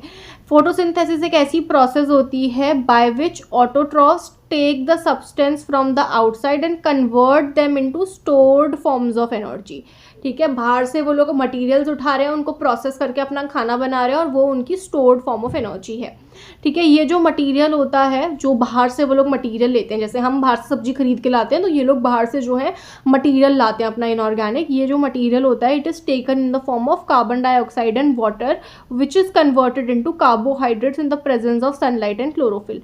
तो ये मटेरियल बाहर से लिया जाता है in the form of carbon dioxide और वाटर, फिर उसको सनलाइट की प्रेजेंस में क्लोरोफिल का यूज़ करके सनलाइट ट्रैप करी जाती है, और फिर इसको कन्वर्ट किया जाता है इनटू कार्बोहाइड्रेट्स। जो ग्लूकोज में कन्वर्ट किया था वो एक्चुअल में कार्बोहाइड्रेट्स ही होते हैं, और ये जो कार्बोहाइड्रेट्स होते हैं they are utilised for providing energy to the plant. और ये जो कार्बोहाइड्रेट्स होते हैं वो प्लांट को एनर्जी देते हैं, ठीक है। अब ये कैसे होता है, ये अभी हम पढ़ने वाले हैं, ये चीज़ होती कैसे है। जो कार्बोहाइड्रेट्स होते हैं, अब ऐसा तो है नहीं ना कि इतना सारा खाना बनाया और एक साथ आपने खाया। जैसे फॉर एग्जांपल आप लोग का घर पे खाना बच जाता है थोड़ा सा, तो आप उसको स्टोर कर देते हो कि बाद में खा लेंगे, थोड़ी सी सब्जी बच गई उसको स्टोर कर लेते हो। तो सिमिलरली जो प्लांट्स होते हैं उनके अंदर जो चीज़ बनती है, ऐसा नहीं कि उसी वक्त बनाया और सारा का सारा उसी वक्त खा लिया, क्योंकि सनलाइट डिपेंडेंट प्रोसेस है। तो रात को तो सनलाइट होगी नहीं, तो वो रात को तो बना नहीं पाएंगे खाना, लेकिन खाना डिनर भी तो करना है ना प्लांट्स को। डिनर कैसे करेंगे वो, अगर उसी वक्त सारा खा जाएंगे, तो वो लोग स्टोर भी कर देते हैं थोड़ा सा, जितना उस वक्त के यूज़ का उस वक्त यूज़ किया, फिर थोड़ा सा जो बचा वो स्टोर कर दिया इन द फॉर्म ऑफ स्टार्च, जो बाद में काम आएगा उनके, ठीक है। जब ऐसी कंडीशन होगी कभी सनलाइट नहीं मिल पाई उनको, जैसे रात वाली कंडीशन है, तो स्टोर करके चलते हैं। जैसे कोविड के टाइम पे, क्योंकि लॉकडाउन था, बहुत लिमिटेड टाइम के लिए शॉप्स खुलती थी और सामान नहीं मिलता था, तो उस टाइम पे हम लोग की बहुत ज़्यादा टेंडेंसी हो गई थी चीज़ें स्टोर करके रखने की। जैसे मैं तो बहुत सारी मैगी रख लेती थी अपने पास कि कब दुकान पता नहीं खुलेगी और कब मैगी मिलेगी, तो वैसे ही मैगी, चिप्स और ये सारी चीज़ें मैं रख लेती थी अपने पास। क्योंकि उसके पहले क्या होता था, हमारे जिस घर के सामने बहुत सारी दुकानें थी, तो हम लोग जात कर ही ले लेते थे।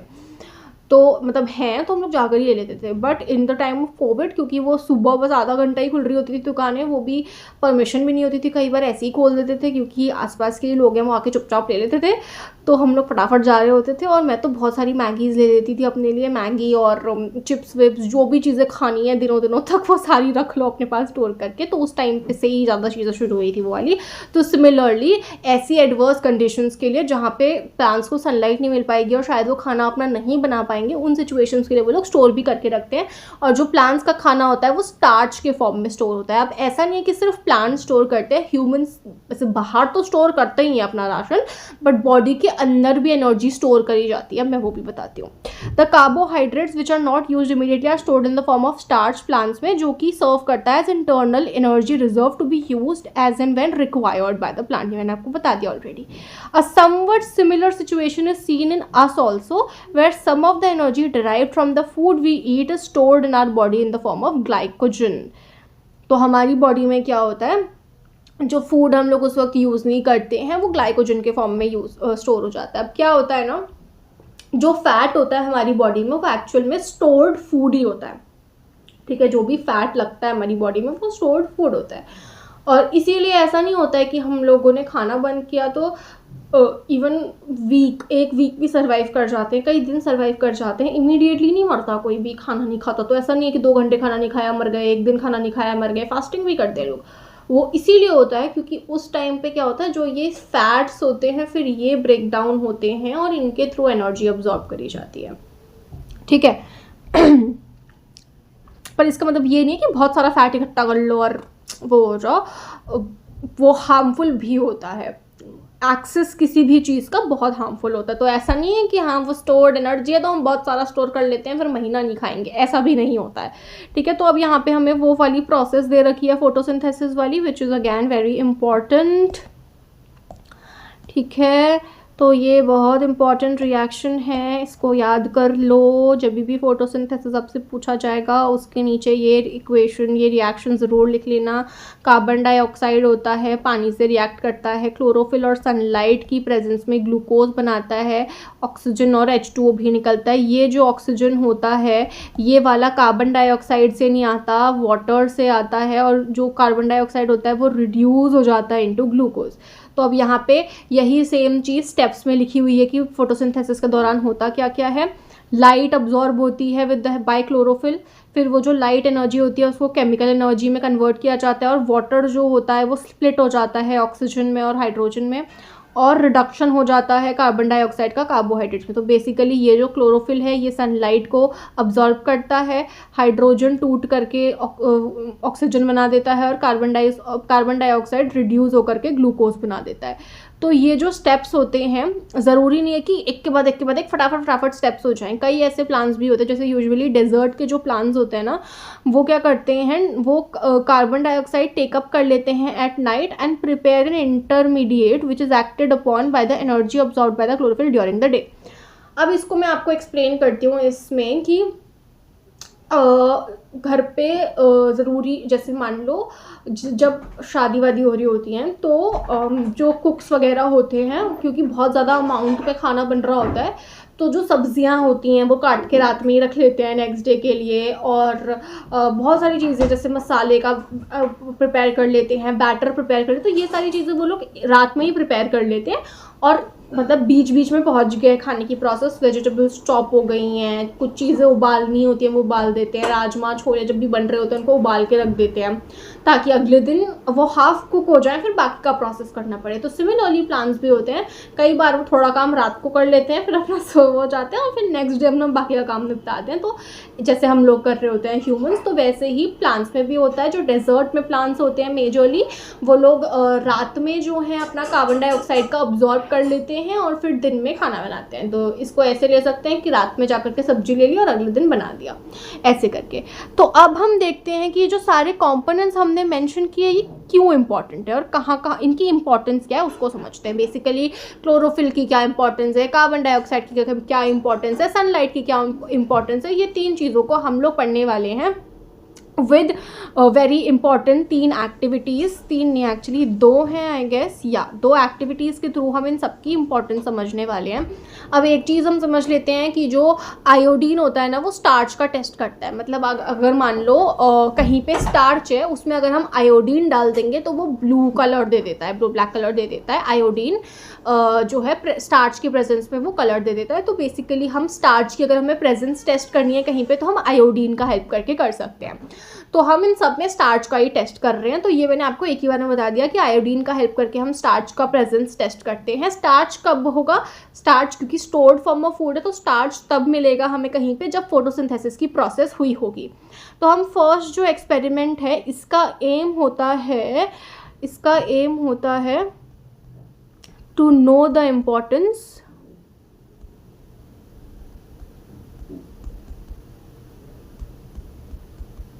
Of chlorophyll. तो इसमें ना हम क्या करते हैं, ऐसे वाले एक्सपेरिमेंट में हम एक वेरीगेटेड लीव्स लेते हैं। बेसिकली ऐसी लीव्स जिनमें वो ऐसे स्पॉट्स हो, ठीक है। कहीं पर डार्क ग्रीन स्पॉट होता है, फिर ऐसे नहीं होता, फिर डार्क ग्रीन स्पॉट होता है। जैसे मनी प्लांट होता है उसमें स्पॉट्स होते हैं, पूरा एरिया डार्क ग्रीन नहीं होता है। कहीं पे पेल येलो कलर का हो रहा होता है और डार्क ग्रीन स्पॉट होता है। जो भी डार्क ग्रीन एरिया है मतलब कि उसमें क्लोरोफिल है, ठीक है। द ग्रीन वही रिप्रेजेंट करता है कि क्लोरोफिल पिगमेंट प्रेजेंट है। तो अब क्या करेंगे, हम ऐसे 2 पत्ते तोड़ लेंगे और उन दोनों पत्तों को हम क्या करेंगे, थोड़ी दिन डार्क में रख देंगे, सनलाइट में नहीं रखेंगे। थोड़ी देर हम लोगों ने डार्क में रख करके क्या किया, नहीं सॉरी क्लोरोफिल की था, किसकी प्रेजेंस के लिए कर रहे थे हम ये,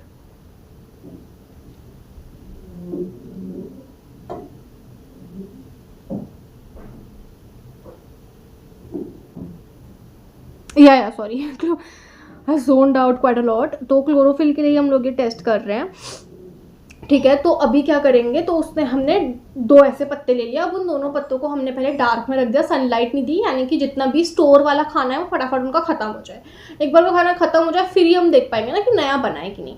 अब क्या करेंगे, उसमें से एक पत्ते को अंदर ही रहने देंगे और दूसरा पत्ता जो है उसको हम लोग बाहर सनलाइट में रख देंगे, ठीक है। उसके बाद हम क्या करेंगे, हम दोनों ही पत्तों में स्टार्च का टेस्ट कर लेंगे, ठीक है। सॉरी हाँ, स्टार्च का टेस्ट कर लेंगे। बेसिकली हम लोग एक उसी पत्ते को अगर जैसे रख भी रहे हैं तो हम लोग स्टार्च का टेस्ट करेंगे। अब जो डार्क ग्रीन वाली एरियाज हैं वहाँ पे ब्लूइश कलर आ जाएगा। स्टार्च का टेस्ट कैसे करेंगे, आयोडीन डाल करके।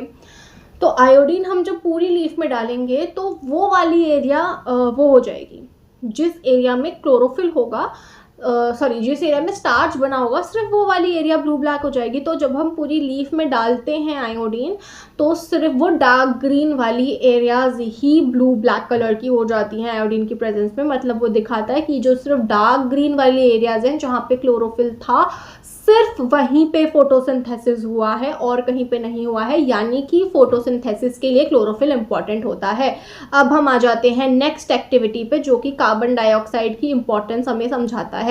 इसमें हम क्या लेते हैं, बेल जार्स लेते हैं। बेसिकली ऐसे करके जार्स होते हैं, ऐसे शेप के वो जार्स होते हैं और उनको हम ऐसे उल्टा 1-2 प्लांट लेते हैं अलग अलग और उनको ऐसे उल्टे रख देते हैं, ठीक है। पहले तो अगेन इनको भी पहले डार्क में रखा जाएगा ताकि जो पहले बना हुआ है वो अब्जॉर्ब हो जाए। उसके बाद जब हम 2 अलग अलग, फिर उनको हम बाहर लाएंगे। जब सारा स्टार्च खत्म कर दिया हमने उनको डार्क में रख करके, फिर हम उनको बाहर लेकर के आएंगे उन प्लांट्स को, उनके ऊपर ऐसे बेल जार्स लगा देंगे और उसको सील कर देंगे ताकि बाहर की हवा अंदर ना जा पाए।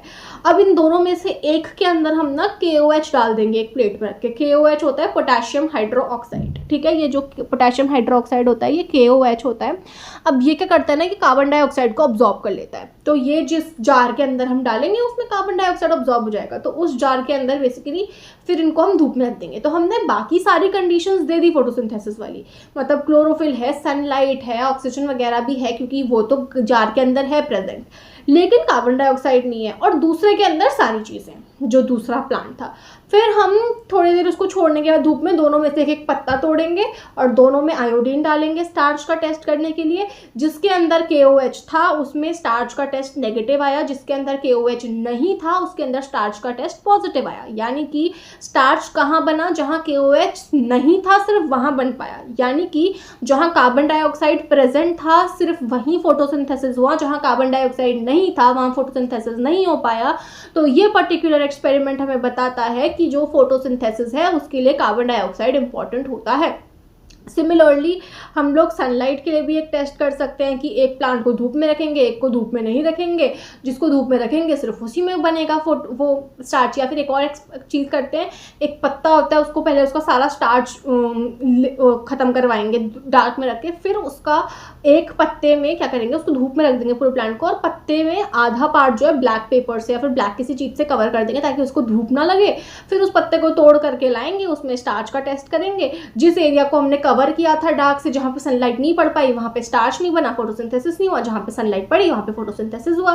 तो फिर उससे हमें पता चल जाएगा कि सनलाइट इंपॉर्टेंट है। तो हम लोगों ने अभी तीनों चीज़ों की इंपॉर्टेंस देख ली क्या क्या है, ठीक है। अब हम यहाँ पे क्या करते हैं, हम लोग अब देख लेते हैं कि प्लांट में एक्चुअल में क्लोरोफिल होता कहाँ पे है। तो हम लोग ये एक लीफ का स्ट्रक्चर देख रहे हैं। जो क्लोरोफिल होता है वो मेजरली लीफ में होता है, थोड़ा बहुत स्टेम वगैरह में भी होता है, बट मेनली जो है लीफ में होता है। तो जैसे ये लीफ का एक सेक्शन है, तो बेसिकली जो लीफ होती है ना, जैसे मान लो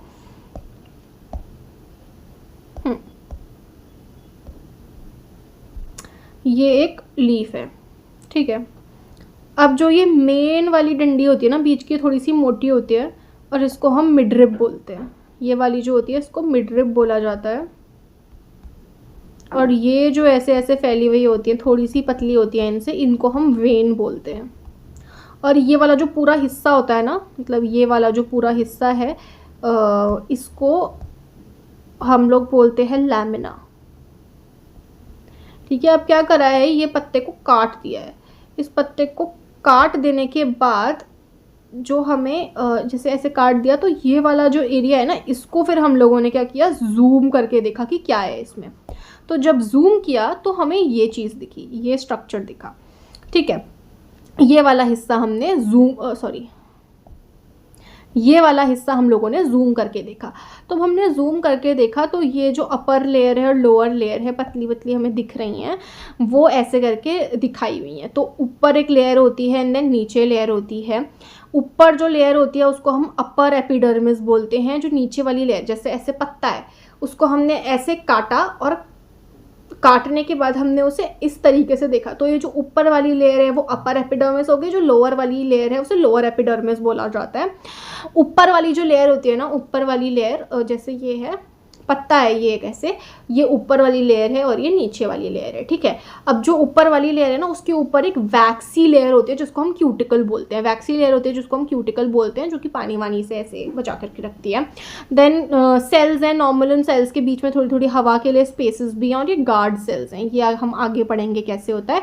फिर क्या है, जो ये बेसिकली ये जो लीव्स हैं, इन लीव्स में जो सेल्स हैं उनके अंदर ये ग्रीन ग्रीन डॉट्स दिख रहे हैं। ये ग्रीन डॉट्स ही क्लोरोफिल हैं, और ये क्लोरोप्लास्ट के अंदर प्रेजेंट होते हैं। क्लोरोप्लास्ट वो ऑर्गन होता है जो क्लोरोफिल को स्टोर करके रखता है। तो ये ग्रीन चीज़ें वहीं रिप्रेजेंट कर रही हैं।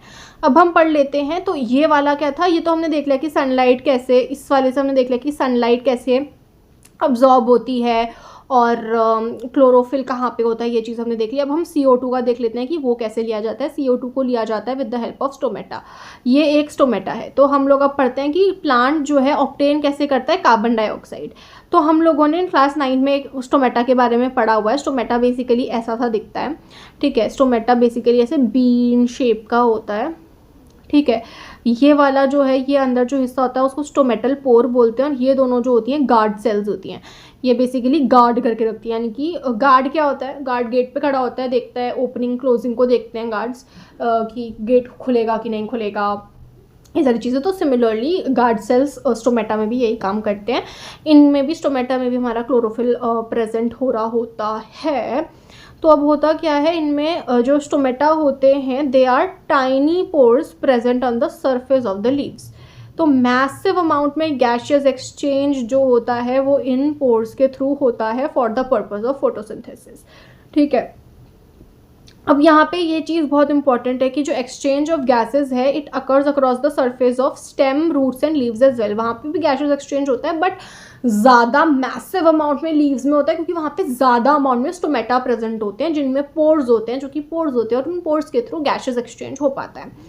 सिंस अब वो पोर्स हैं, क्योंकि वो पोर्स हैं तो ज़रूरी, पोर्स में ऐसा तो नहीं है ना कि वो अगर पोर को हम खोल दें, अगर हम गेट को खोल दें तो इम्पॉर्टेंट चीज़ भी तो बाहर जा सकती है, जैसे कि पानी है, पानी का लॉस हो सकता है। तो इसीलिए इनको गार्ड करने के लिए कि कब ज़रूरत है खोलने की, अगर हर वक्त खोल देंगे तो प्रॉब्लम हो जाएगी, हर वक्त नहीं खोल सकते, क्योंकि अनवांटेड चीज़ें भी तो घुस जाती हैं। गेट हमेशा खुला रहता है क्या जगहों का? गेट हमेशा तो नहीं खोल के रखते हम अपने घर का भी, क्योंकि कोई भी अनवांटेड अंदर घुस सकता है, कोई भी बच्चे बाहर जा सकते हैं, जो छोटे बच्चे होते हैं उनको थोड़ा पता होता है। तो सिमिलरली जो स्टोमेटा उसके भी दरवाजे हर वक्त नहीं खुले होते, वो कभी कभी खुले हुए होते हैं जब भी हमें कार्बन डाइऑक्साइड को अंदर लेना है। तो सिमिलरली जैसे घर के होते दरवाजे हम तभी खोलते हैं जब किसी को अंदर आना हो रहा होता है। सिमिलरली गार्ड सेल्स के दरवाजे तभी खुलते हैं जब हमें CO2 का एक्सचेंज या फिर गैसेस एक्सचेंज करना होता है। बाकी टाइम उसे बंद करके रखते हैं, यानी कि वो स्वेल्ड रहते हैं, टर्जिट रहते हैं, बंद रहते हैं उनके गेट्स। क्यों? क्योंकि ताकि वाटर का लॉस ना हो, क्योंकि अगर वो खुले रह जाएंगे तो वाटर का लॉस हो जाएगा इन पोर्स के थ्रू। तो ये जो ओपनिंग और क्लोजिंग होती है इस पोर की, वो फंक्शन होता है गार्ड सेल का। तो ये जो गार्ड सेल है यहाँ पे, इनका फंक्शन होता है ओपनिंग एंड क्लोजिंग देखने वाला। तो जो गार्ड सेल्स होते हैं दे swell when the water flows into them causing the stomatal pore to open। तो जब वाटर अंदर जा रहा होता है ना, तो जब वाटर अंदर आ रहा होता है तो ये गार्ड सेल्स जो है फूल जाते हैं। जब ये स्वेल करते हैं ना, गार्ड सेल्स जब स्वेल करते हैं तो जैसे पतला है तो गार्ड सेल्स स्वेल करते हैं तो स्टोमेटल पोर थोड़ा सा खुल जाता है। एंड देन जब वाटर का लॉस हो रहा होता है या वाटर अंदर भर जाता है, कोई भी एक्सचेंज नहीं करता, तो ये श्रिंक हो जाते हैं और डोर की क्लोजिंग कर देते हैं, पोर की क्लोजिंग कर देते हैं। ठीक है, तो similarly the pore closes when the guard cells shrink. तो ये हम लोगों ने स्टोमेटा वाला पार्ट पढ़ लिया। ये जो सारे डायग्राम्स हैं they are very important. Activity आ सकती है कि डिस्क्राइब और write an experiment to prove the importance of chlorophyll for photosynthesis, या ये वाली आ सकती है write an experiment to prove the importance of carbon dioxide, ये सारी चीज़ें। तो अभी तक हमने क्या पढ़ा? So far, we talked about how autotrophs meet their energy requirements, but they also need other raw materials for building their body. अभी तो हमने सिर्फ CO2 वाटर की बात करी, बट उसके अलावा भी चीज़ें चाहिए होती हैं। वो कहाँ से ली जाती हैं? वो सॉइल से अब्जॉर्ब की जाती हैं, जैसे कि नाइट्रोजन है, फॉस्फोरस है। ये सारे मिनरल्स भी इंपॉर्टेंट होते हैं ग्रोथ में, काफ़ी सारी प्रोसेसेस में, क्योंकि हार्मोनल चीज़ें जो हैं प्लांट्स के अंदर भी होती हैं, तो उन सब के रेगुलेशन में ये सारी चीज़ें इंपॉर्टेंट होती हैं। आप ये नाम याद रख लो कि कौन कौन सी चीज़ें और अब्जॉर्ब करी जाती हैं सॉइल के थ्रू। तो nitrogen, phosphorus, iron and magnesium are taken up from the soil. और नाइट्रोजन जो है बहुत ज़्यादा इंपॉर्टेंट एलिमेंट होता है in the synthesis of protein and other compounds. तो प्रोटीन सारी चीज़ें चाहिए रहती हैं प्लांट को भी, तो नाइट्रोजन एक इम्पॉर्टेंट रोल प्ले करता है प्रोटीन के सिंथेसिस में। और नाइट्रोजन जो है, ऐसा नहीं है नाइट्रोजन N के फॉर्म में अंदर ले लिया, डिफरेंट फॉर्म्स में नाइट्रोजन अंदर लिया जाता है। ऐसा तो है नहीं ना कि कार्बन चाहिए तो हम कोयला खा लेंगे, कार्बन इंपॉर्टेंट है बॉडी के लिए तो कोयला खा लेंगे। डिफरेंट फॉर्म्स में ली जाती हैं बॉडी के एनर्जीज। हम रोटी के फॉर्म में लेते हैं, हम कार्बोहाइड्रेट्स के फॉर्म में लेते हैं, फ्रूट्स के फॉर्म में लेते हैं अपने खाने को। सिमिलरली नाइट्रोजन लेना है तो ऐसा नहीं है ना कि नाइट्रोजन गैस भर लेंगे बॉडी के अंदर, वो एक अलग तरीक़ों से ऑब्जॉर्ब होती है डिफरेंट ऑर्गेनिजम्स में। तो सिमिलरली इनऑर्गेनिक नाइट्रेट्स और नाइट्राइट्स के फॉर्म में जो प्लांट्स होते हैं वो टेकअप करते हैं इनको नाइट्रोजन को, जैसे हम लोग डिफरेंट फॉर्म्स में करते हैं। तो it is taken up as the organic compounds which have been prepared by bacteria from atmospheric nitrogen. कुछ बैक्टीरियाज होते हैं जो कि नाइट्रोजन फिक्सेशन भी करते हैं, जो कि रूट्स में पाए जाते हैं। Okay, so now we have to get started with heterotrophic nutrition. हम लोग ऑटोट्रॉफिक पढ़ चुके हैं। अब हेटरोट्रॉफिक न्यूट्रिशन की बेसिक चीज़ ये होती है कि वो जो ऑर्गेनिज़म्स होते हैं, जो हेटेरोट्रॉफिक मोड ऑफ न्यूट्रिशन को फ़ॉलो करते हैं, वो वाले जो ऑर्गेनिज़म्स होते हैं, वो डिपेंड करते हैं किसी और ऑर्गेनिज़म पे। और एक लाइन हमने बहुत इम्पॉर्टेंट पढ़ी थी कि वो डायरेक्टली और इनडायरेक्टली डिपेंड करते हैं ऑटोट्रॉफिक ऑर्गेनिज़म्स पे, तो ये दूसरे ऑर्गेनिज़म्स पे डिपेंड कर रहे होते हैं। एग्ज़ाम्पल्स इसके हैं ह्यूमन, एनिमल्स, फंजाई और कुछ बैक्टीरियाज़ ऑटोट्रॉफिक होते हैं। हेटेरोट्रॉफिक न्यूट्रिशन भी 3 तरीके का होता है। कुछ ऑर्गेनिज़म्स होते हैं जो होलोज़ोइक फ़ॉलो करते हैं, कुछ सैप्रोफिटिक फ़ॉलो करते हैं और कुछ पैरासिटिक फ़ॉलो करते हैं। होलोज़ोइक में क्या होता है, जो होलोज़ोइक न्यूट्रिशन होता है उसमें पहले खाना खाया जाता है, बॉडी के अंदर लिया जाता है कॉम्प्लेक्स खाना, और फिर बॉडी के अंदर उसको तोड़ा जाता है सिंपलर चीज़ों में, सिंपलर मॉलिक्यूल्स में, और उसके बाद उसको अब्ज़ॉर्ब किया जाता है। इस तरीके का होलोज़ोइक न्यूट्रिशन होता है, जो कि ह्यूमन्स और अमीबा में देखा जाता है। होलोज़ोइक न्यूट्रिशन के स्टेप्स वगैरह क्या होते हैं वो हम बाद में देखेंगे। अब पहले हम लोग जो है फटाफट से रीडिंग कर लेते हैं इतने पोर्शन की, हेटेरोट्रॉफिक न्यूट्रिशन वाले की। हर एक ऑर्गेनिज्म, क्योंकि मैंने सबसे पहले ही स्टार्टिंग में ही बोला था कि जो हर एक ऑर्गेनिज्म होता है वो अडेप्टेड होता है अपने एनवायरनमेंट के लिए, ठीक है, अपने एनवायरनमेंट से अडेप्ट होता है। जैसे भी एनवायरनमेंट, जो भी सिचुएशंस उसको फेस करनी पड़ती है, वो उसके हिसाब से अपने आप को अडेप्ट कर लेता है। The form of nutrition differs depending upon the type and availability of food material as well as how it is obtained by the organism. तो जो न्यूट्रिशन का तरीका है वो इस हिसाब से चेंज हो जाता है कि खाना कितना मिल रहा है, कहाँ से मिल रहा है, क्या खाना मिल रहा है किसी ऑर्गेनिज्म को, and all of that. For example, अगर फूड का सोर्स स्टेशनरी है, फॉर एग्जाम्पल ग्रास है या फिर मोबाइल है, such as deer, would allow the differences in how the food is accessed and what is the nutritive apparatus used by the cow and a lion.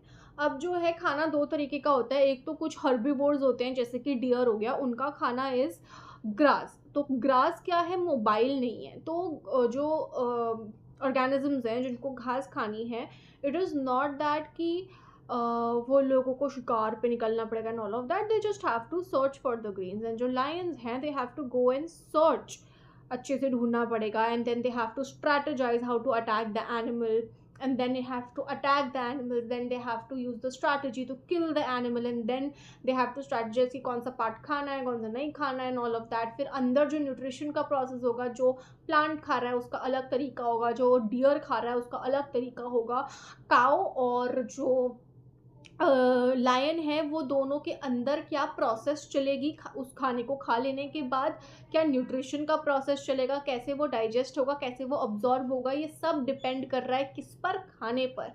तो किस process से खाना obtain किया जाएगा, क्या तरीका न्यूट्रिशन का होगा, वो डिपेंड करता है ऑन फूड अवेलेबिलिटी, कैसे फूड मिल रहा है, कहाँ मिल रहा है, कितना मिल रहा है, ये सारी चीज़ें हैं।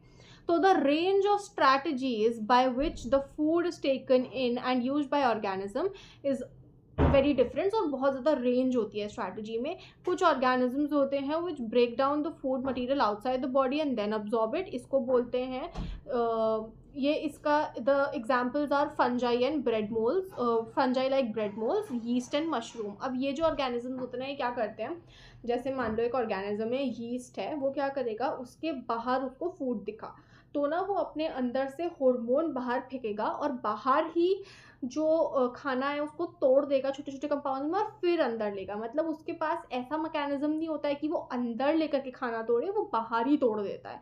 ऐसे भी ऑर्गेनिजम्स होते हैं, कुछ ऐसे भी ऑर्गेनिजम्स होते हैं जो सारा खाना अंदर लेते हैं और फिर उसको डाइजेस्ट करते हैं, जैसे कि अमीबा और ह्यूमंस वगैरह में होता है। और इस वाले तरीके को जिसमें अंदर ले लिया जाता है खाना, उसको हम लोग होलोजोइक मोड बोलते हैं, ठीक है। Now what can be taken in and broken down, क्या चीज़ें अंदर ली जा सकती हैं और क्या तोड़ी जा सकती है, वो बॉडी डिज़ाइन पे, फंक्शनिंग पे डिपेंड करता है। Some other organism derive nutrition from plants और एनिमल्स विदाउट किलिंग देम। कुछ ऑर्गेनिज्म ऐसे होते हैं वो मारते नहीं हैं, जैसे पैरासाइट्स वगैरह होते हैं, वो चढ़ जाएंगे ऊपर, ठीक है, और या फिर वो साथ रहने लग जाएंगे। टिक्स होते हैं, जो जुएँ होते हैं, वो सर पे रह लेते हैं एंड देन वो अपना ब्लड वगैरह जो भी है उनका सक करते रहते हैं। एंड देन लीच वगैरह होती हैं, ठीक है। तो ये सारी चीज़ें हैं। लाइस होते हैं, टिक्स होते हैं, वो होते हैं, लाइस होते हैं जो है, और टिक्स होते हैं वो उपन कहते हैं जिनको, आई गेस। और लीचेस होती हैं, लीचेस वो होती हैं जो जोंक लग जाती हैं, आई डोंट नो आपके तरफ जोंक बोलते हैं, बट वो चिपक जाती है and then they suck the blood. तो वो मार तो नहीं रहे किसी को भी, ना प्लांट मार रहे हैं ना एनिमल मार रहे हैं, वो बस खून पिए जा रहे हैं। ऐसे ही कुछ इंसान भी होते हैं जो खून पीते हैं, but let's just not talk about them, they are very parasitic. अब ना ये जो पैरासिटिक होते हैं ये कुछ प्लांट्स भी होते हैं, जैसे इंसेक्ट। कुछ ना प्लांट्स मैंने बताया था कि सारे प्लांट्स फोटोसिंथेसिस करें ज़रूरी नहीं है। जैसे वीनस फ्लाई ट्रैप एक प्लांट होता है, आप लिख लो इसको कि वीनस फ्लाई ट्रैप जो होता है ये एक इंसेक्टिवोरस प्लांट है। अब ये क्या करता है ना, ये ट्रैप कर लेता है किसी इंसेक्ट को। ऐसा इसीलिए होता है कि इनकी न्यूट्रिशनल जो नीड होती है वो पूरी नहीं हो पाती है। फोटोसिंथेसिस करते हैं बट इनकी नीड पूरी नहीं हो पा रही है, तो फिर इनको इंसेक्ट पे भी पार्शियली डिपेंड करना पड़ता है। अब ऑर्गेनिजम्स अपना न्यूट्रिशन ऑब्टेन कैसे करते हैं, किस तरीके से न्यूट्रिशन ऑब्टेन किया जा रहा है, वो भी डिफर करता है डिफरेंट डिफरेंट ऑर्गेनिजम्स पे। अब जो होलोजोइक न्यूट्रिशन है जिसमें खाना पहले अंदर लिया जाता है, उसके कुछ स्टेप्स होते हैं 5। सबसे पहला स्टेप होता है इंजेशन, फिर होता है डाइजेशन, फिर होता है अब्जॉर्प्शन, फिर होता है एसिमिलेशन और फिर होता है इजेशन। अब जो अमीबा है उसमें क्या चीज़ें चल रही होती हैं, हम वो वाली चीज़ें देख लेते हैं कि अमीबा में क्या क्या होता है। ठीक है जी, तो let's just get started with amoeba. अब देखो ये अमीबा का स्ट्रक्चर है। ठीक है, अमीबा का क्या है कि एक तो सिंगल सेल ऑर्गेनिज्म है, प्लस इसका कोई फिक्स्ड शेप नहीं होता है, वो कैसे भी घुमड़ घुमड़ घुमड़ घुमड़ करके अपनी बॉडी को ऑल्टर कर सकता है। ये उसका न्यूक्लियस है, ये उसका फूड है। अब जैसे ही उसने फूड देखा, उसको खाना अंदर लेना है, तो वो क्या करेगा, एक फॉल्स फीट जैसे स्ट्रक्चर बना देगा। इसको हम कहते हैं सूडोपोडिया। ये जो फॉल्स फीट लाइक स्ट्रक्चर होते हैं ना, इनको सूडोपोडिया बोलते हैं। ठीक हो गया। अब ये फूड यहाँ पे है, ठीक है, ये सूडोपोडिया हुआ। धीरे धीरे धीरे धीरे करके ये सूडोपोडिया को बढ़ाएगा और इसको सूडोपोडिया को बढ़ा करके पूरा कवर कर लेगा इसको, और फिर इस वाले स्ट्रक्चर को जो बन जाएगा उसको हम फूड वैक्यूल बोलेंगे, फूड वैक्यूल बोलेंगे। और ये अंदर ऐसे पूरा न्यूक्लियस वगैरह तो रहेगा ही, और फिर सूडोपोडिया भी चले जाएगा क्योंकि वो फूड वैक्यूल को पूरा अंदर ले लेंगे। फूड वैक्यूल होगा, मतलब अपना न्यूक्लियस तो अलग ही है स्ट्रक्चर, और फिर एक फूड वैक्यूल बनेगा जिसके अंदर ये फूड होगा, और उसके बाद जो भी ये मैकेनिज्म फॉलो करते हैं उन मैकेनिज्म्स का यूज़ करके ये जो खाना होगा वो डाइजेस्ट हो जाएगा, जैसे ये है। ठीक है, ये अमीबा का हमें दिखा रखा है स्ट्रक्चर। ठीक है जी, ये तो हमने यहाँ पे देख लिया कैसे हुआ। अब यहाँ पे देख लेते हैं एनसीईआरटी में कैसे दे रखा है। यहाँ पे ये एक अमीबा है, उसका ये न्यूक्लियस दिखा रखा है, ये बाहर दिखा उसको फूड, कुछ तो टॉफ़ी जैसा मछली जैसा पता नहीं क्या बता रखा है इन लोगों ने। फिर उसके फॉल्स फीट स्ट्रक्चर है जिनको हम सूडोपोडिया बोलते हैं। क्या होते हैं ये फॉल्स फीट लाइक स्ट्रक्चर्स होते हैं, फीट ही नहीं होते, फीट लाइक स्ट्रक्चर्स होते हैं। फिर वो पूरा जब कवर कर लेता है तो उसको फूड वैक्यूल बोलते हैं। फूड वैक्यूल के अंदर फूड पार्टिकल होता है, फिर अंदर जा करके वो डाइजेस्ट हो जाता है। ऐसे ही एक ऑर्गेनिज्म होता है पैरामीशियम, जिसके पास बहुत सारे सीलिया होते हैं। अब वो ना जूते के शेप का होता है, सिंगल सेल्ड है पर जूते के शेप का है, और उसका शेप जो है फिक्स्ड होता है। ऐसा नहीं है कि वो इसकी तरह घुमुड़ घुमुड़ मूव कर सकता है, वो फिक्स शेप का होता है। तो फिर फूड जो है वो सीलिया से ढप ढप ढप ढप करके मूवमेंट करवा करके फूड को लेकर आते हैं उस स्पॉट पे जहाँ पे इसे अंदर लेना है, फिर अंदर लेकर के फिर डाइजेशन वगैरह कर लेते हैं। अब हमें ह्यूमन बींग्स में पढ़ना है, उसके लिए हमको क्या करना पड़ेगा, पहले हम ह्यूमन डाइजेस्टिव सिस्टम में कौन कौन से ऑर्गन्स इन्वॉल्व है मेजर मेजर वो देख लेते हैं। मुंह इन्वॉल्व होता है, ईसोफेगस इन्वॉल्व होती है जिसको हम फूड पाइप बोलते हैं। स्टमक इन्वॉल्व होता है, जे शेप स्ट्रक्चर। स्मॉल इंटेस्टाइन है, लार्ज इंटेस्टाइन है, रेक्टम है, रेक्टम लार्ज इंटेस्टाइन का लास्ट पार्ट होता है। एनस होता है, एनल ओपनिंग जहाँ से एक्सक्रीटा बाहर आता है ह्यूमन का। ठीक है, अब जो सबसे पहले प्रोसेस थी इंजेशन। इंजेशन में क्या होता है, बेसिकली फूड हमने अपनी बॉडी के अंदर डाल दिया, खा लिया फूड, उसको इंजेशन बोलते हैं। Process of taking food into the body is called as ingestion. Ingestion में क्या इन्वॉल्व है, माउथ इन्वॉल्व है, तो फूड हमने अंदर ले लिया, that is the process of ingestion. Digestion क्या होता है, अब जो खाना अंदर लिया है उसको तोड़ करके, उस कॉम्प्लेक्स मॉलिक्यूल को तोड़ करके छोटे छोटे मॉलिक्यूल बनाना जो कि बॉडी ऑब्जॉर्व कर पाए, उस प्रोसेस को हम डाइजेशन बोलते हैं। सिंपलर ऐसे, क्योंकि अब देखो जो अब्जॉर्प्शन होता है ना वो जा करके इंटेस्टाइन में या फिर पेट में होगा, अभी हम पढ़ेंगे कहाँ पे होगा, बट जितना भी दिमाग हमें लग पा रहा है खा करके इधर जाएगा, फिर यहाँ कहीं तो अब्जॉर्ब होगा। अब इसकी वॉल्स में ऐसा तो है नहीं कि इतने बड़े बड़े छेद होंगे कि भैया खाना निकल जाए बड़ा सा, ऐसा तो होगा नहीं। तो खाने को इतना छोटा छोटा करना पड़ेगा कि वो अब्जॉर्ब हो पाए वॉल्स से। डाइजेशन कहाँ कहाँ पे होती है, अब डाइजेशन आपके मुंह में ही शुरू हो जाती है। मुंह में क्या होता है, मुंह में हम लोग जैसे खाना खाते हैं या फिर कुछ भी बहुत टेस्टी सा देखते हैं ना, तो मुंह में पानी आ गया बोलते हैं, तो वो एक्चुअल में सलाइवा होता है। सेलिवरी ग्लैंड्स होती हैं, वो सलाइवा रिलीज करती हैं जिससे हमें अर्ज आती है कि हाय कुछ भी टेस्टी सा दिखता है या फिर कुछ खाने का मन हो रहा होता है। स्पेशली फिर हम जब कुछ भी फूड अंदर डालते हैं, जैसे हम लोगों ने नॉर्मल अगर हम कोरी रोटी भी अंदर डाल देना मुँह के, तो थोड़ी देर बाद वेट होकर के सॉफ्ट सी हो जाती है। क्योंकि ऐसा इसलिए होता है क्योंकि वो जो सलाइवा होता है, सैलिवरी ग्लैंड्स से सलाइवा रिलीज हो जाता है जो उसको थोड़ा सा च्यूई करता है, और टीथ का हेल्प करके। एक तो हम मैकेनिकली तोड़ रहे हैं खाने को, मैकेनिकली मतलब ऐसे फिजिकली चूरा बना रहे हैं मुंह का यूज करके, बट जो सलाइवा है उसमें होता है एक एंजाइम मैंने बोला था, बायो कैटलिस्ट्स होते हैं, ये हेल्प करते हैं कुछ कुछ चीज़ें करने में। तो सलाइवा के अंदर एक एंजाइम होता है जिसको हम सैलिवरी एमिलेज बोलते हैं।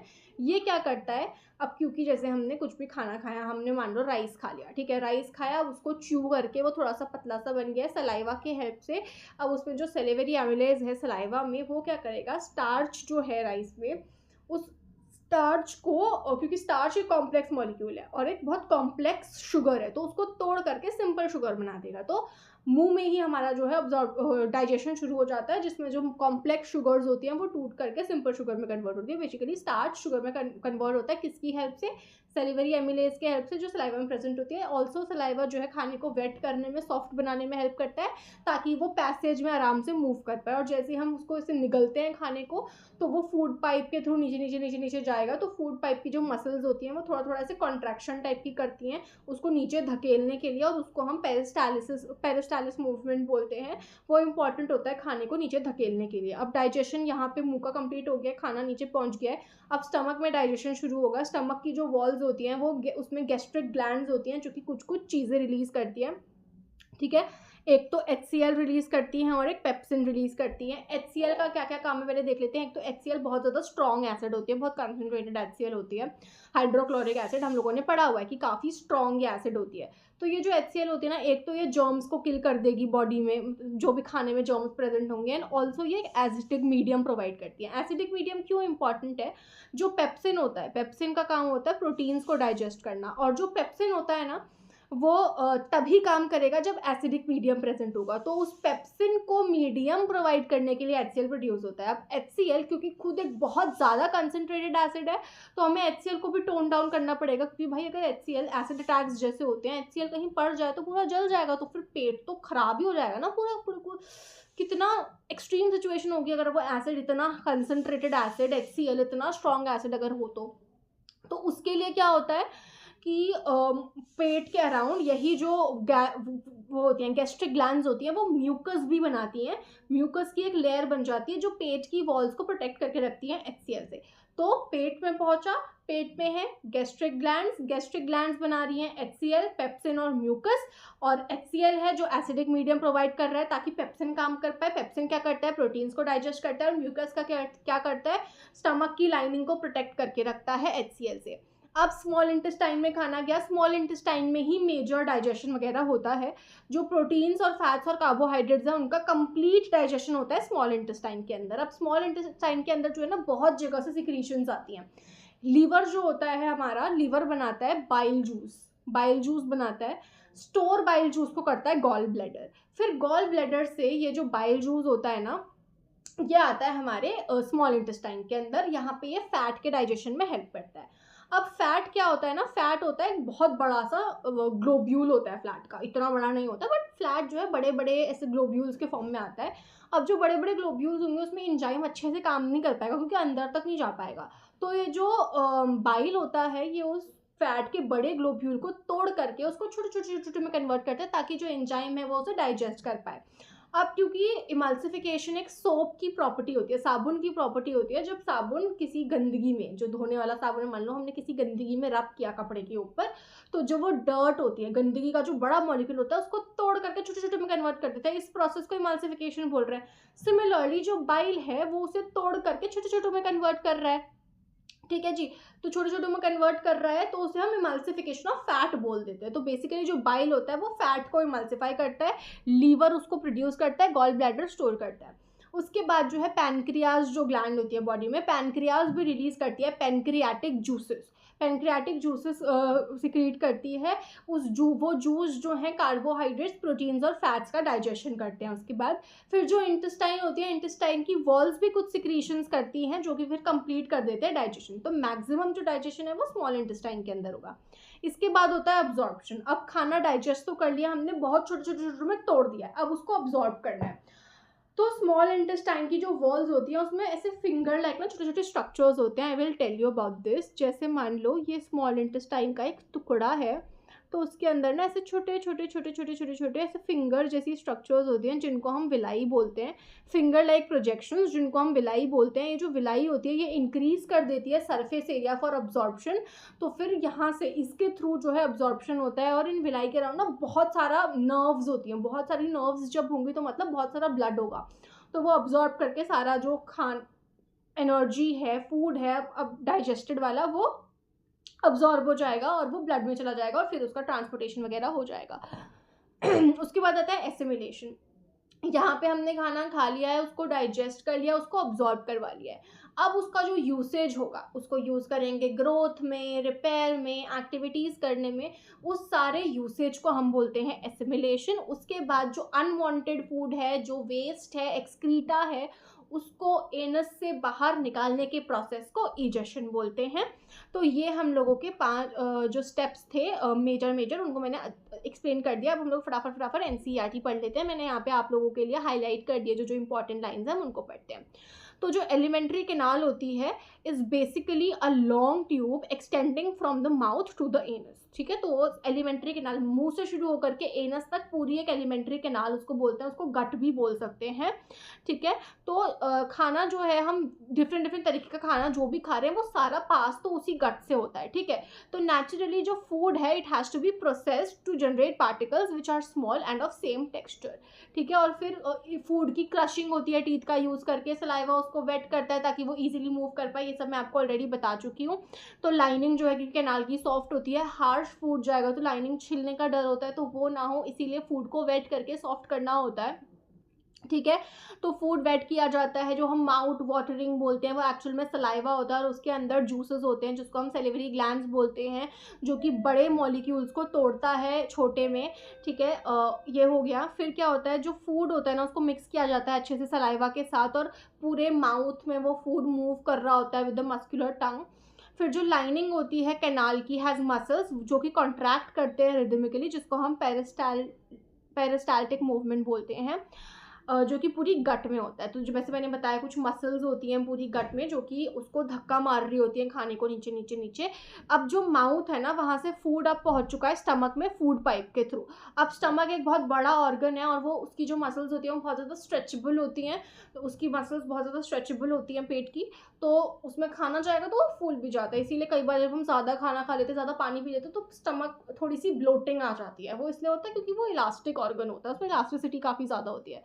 ठीक है, अब स्टमक में जो है डाइजेस्टिव जूसेस आते हैं काफ़ी सारे. जो स्टमक में डाइजेशन होता है it is taken care by gastric glands. मैंने बोला था गैस्ट्रिक ग्लैंड्स होती हैं उसकी वॉल में जो क्या क्या सिक्रीट करती है. एक तो HCl सिक्रीट करती हैं, एक पेप्सिन सिक्रीट करती हैं और एक म्यूकस सिक्रीट करती हैं. ठीक है, अब जो हाइड्रोक्लोरिक एसिड होता है वो एसिडिक मीडियम क्रिएट कर देता है ताकि जो पेप्सिन है वो एक्ट कर पाए. और उसके बाद जो म्यूकस होता है वो प्रोटेक्ट करता है इनर लाइनिंग को, क्योंकि एसिड का जो एक्शन होता है वो नॉर्मली बहुत खतरनाक होता है और वो बर्न्स कॉज कर सकता है और बहुत ज़्यादा अल्सर्स हो सकते हैं. कई बार ऐसा होता है ना, कई बार प्रॉब्लम्स हो जाती हैं, गैस्ट्रिक अल्सर्स वगैरह की प्रॉब्लम्स हो जाती है. वो क्या होता है कि जो म्यूकस की लाइनिंग होती है वो थोड़ी सी ख़राब हो जाती है जिसकी वजह से एसिड वहाँ पे अटैक करने लग जाता है, तो अल्सर्स हो जाते हैं. वो बहुत पेनफुल चीज़ होती है. तो ये सारी चीज़ें होती हैं. ऑल्सो इट हैज़ ये सजेस्ट किया जाता है क्योंकि HCl कंसनट्रेटेड होना चाहिए. ये सजेस्ट किया जाता है कई बार कि खाना खाने के आधे घंटे बाद और आधे घंटे पहले हम लोग को पानी नहीं पीना चाहिए. फिर भी पीते हैं लोग, बट इसके पीछे साइंटिफिक रीजंस होते हैं क्योंकि हमारा जो स्टमक है उसमें एक एसिड प्रेजेंट है और वो कंसनट्रेटेड प्रेजेंट है. ठीक है, उसकी कंसनट्रेशन ज़्यादा है. अब अगर हम पानी पी करके उस एसिड को डाइल्यूट कर देंगे तो फिर एसिड का काम क्या था, एसिड का काम था डाइजेशन में इन्वॉल्वमेंट था. अब उस एसिड को अगर हमने डाइल्यूट कर दिया तो डाइजेशन अच्छे से नहीं हो पाएगा. इसीलिए हमें खाने के साथ साथ पानी नहीं पीना चाहिए ताकि वो एसिड डाइल्यूट ना हो और अच्छे से डाइजेशन हो पाए. बट क्या करें, मोमोज़ खाते हैं, मोमोज़ की चटनी तीखी होती है तो उसके लिए पानी तो पीना ही पड़ता है. ठीक है, तो अब हम आगे बढ़ते हैं. अब स्टमक से जो एग्जिट होता है ना खाने का वो स्फिंक्टर्स रेगुलेट करते हैं. स्फिंक्टर मसल होती है. अब मैं आपको एक चीज़ बताती हूँ ये वाली, कि जैसे ये अपन का स्टमक है. ठीक है, ये स्टमक है और यहाँ पे इंटेस्टाइन वगैरह शुरू हो रही है. तो अब यहाँ से जो है खाना एग्जिट करेगा. ठीक है, अब पहली बात तो जो भी पार्शियली डाइजेस्टेड फूड होता है प्लस HCl, ठीक है, partially digested food plus HCl जो होता है उसको हम काइम बोलते हैं, काइम, ठीक है। और ये काइम पास होता है, काइम जो होता है वो स्टमक से इधर पास होता है, तो इसकी जो ओपनिंग होती है ना वो रेगुलेट करी जाती है स्फिंक्टर्स से। ऐसे करके कुछ मसल का फ्लैप होता है जो कि ओपन हो जाएगा जब खाना भेजना होगा इंटेस्टाइन में, क्योंकि देखो थोड़ी देर तो हमें होल्ड भी करना पड़ेगा ना स्टमक में, वरना वो अनडाइजेस्टेड ही फेंक देगा नीचे। तो मसल्स होती हैं जिनमें कुछ तो सेंसरी चीज़ें होती होंगी जो पता लगाने में हेल्प करती होंगी कि भैया हाँ अब इधर टाइम बन चुका है, यहाँ पे का काम खत्म हो गया, तो अब उस स्फिंक्टर्स को खोल दो और बाहर निकाल दो, ठीक है। ये चीज़ होती है और ये हमारे वॉलंटरी कंट्रोल में नहीं है, मतलब हम ये नहीं रेगुलेट कर सकते कि हाँ भैया हमें पता चल गया अब हम स्फिंक्टर को खोल देते हैं, वो हमारे कंट्रोल में नहीं होता है, ठीक है। ये बॉडी के अंदर चीज़ें चल रही होती हैं, इसीलिए ये मॉलिक्यूलर मूवमेंट्स होते हैं जिनमें एक्चुअल में हमारा कोई हाथ होता भी नहीं है, हमको तो पता भी नहीं चलता ना हमारे सेंसेस को। हमारी बॉडी, हमारा माइंड इतने अच्छे से मैकेनिज्म बना हुआ है कि वो सब अपने आप चीज़ें हो जाती हैं, ठीक है। तो अब क्या है, इन स्फिंक्टर्स का हेल्प से, स्फिंक्टर जो है उसके हेल्प से खाना पहुंच चुका है स्मॉल इंटेस्टाइन में, ठीक है। अब स्मॉल इंटेस्टाइन लॉन्गेस्ट पार्ट होता है एलिमेंट्री कैनाल का और इसमें मेजर डाइजेशन होता है। तो खाना क्या खा रहे हैं उसके हिसाब से स्मॉल इंटेस्टाइन का साइज डिफर करता है, मैंने आपको पहले भी बताया था।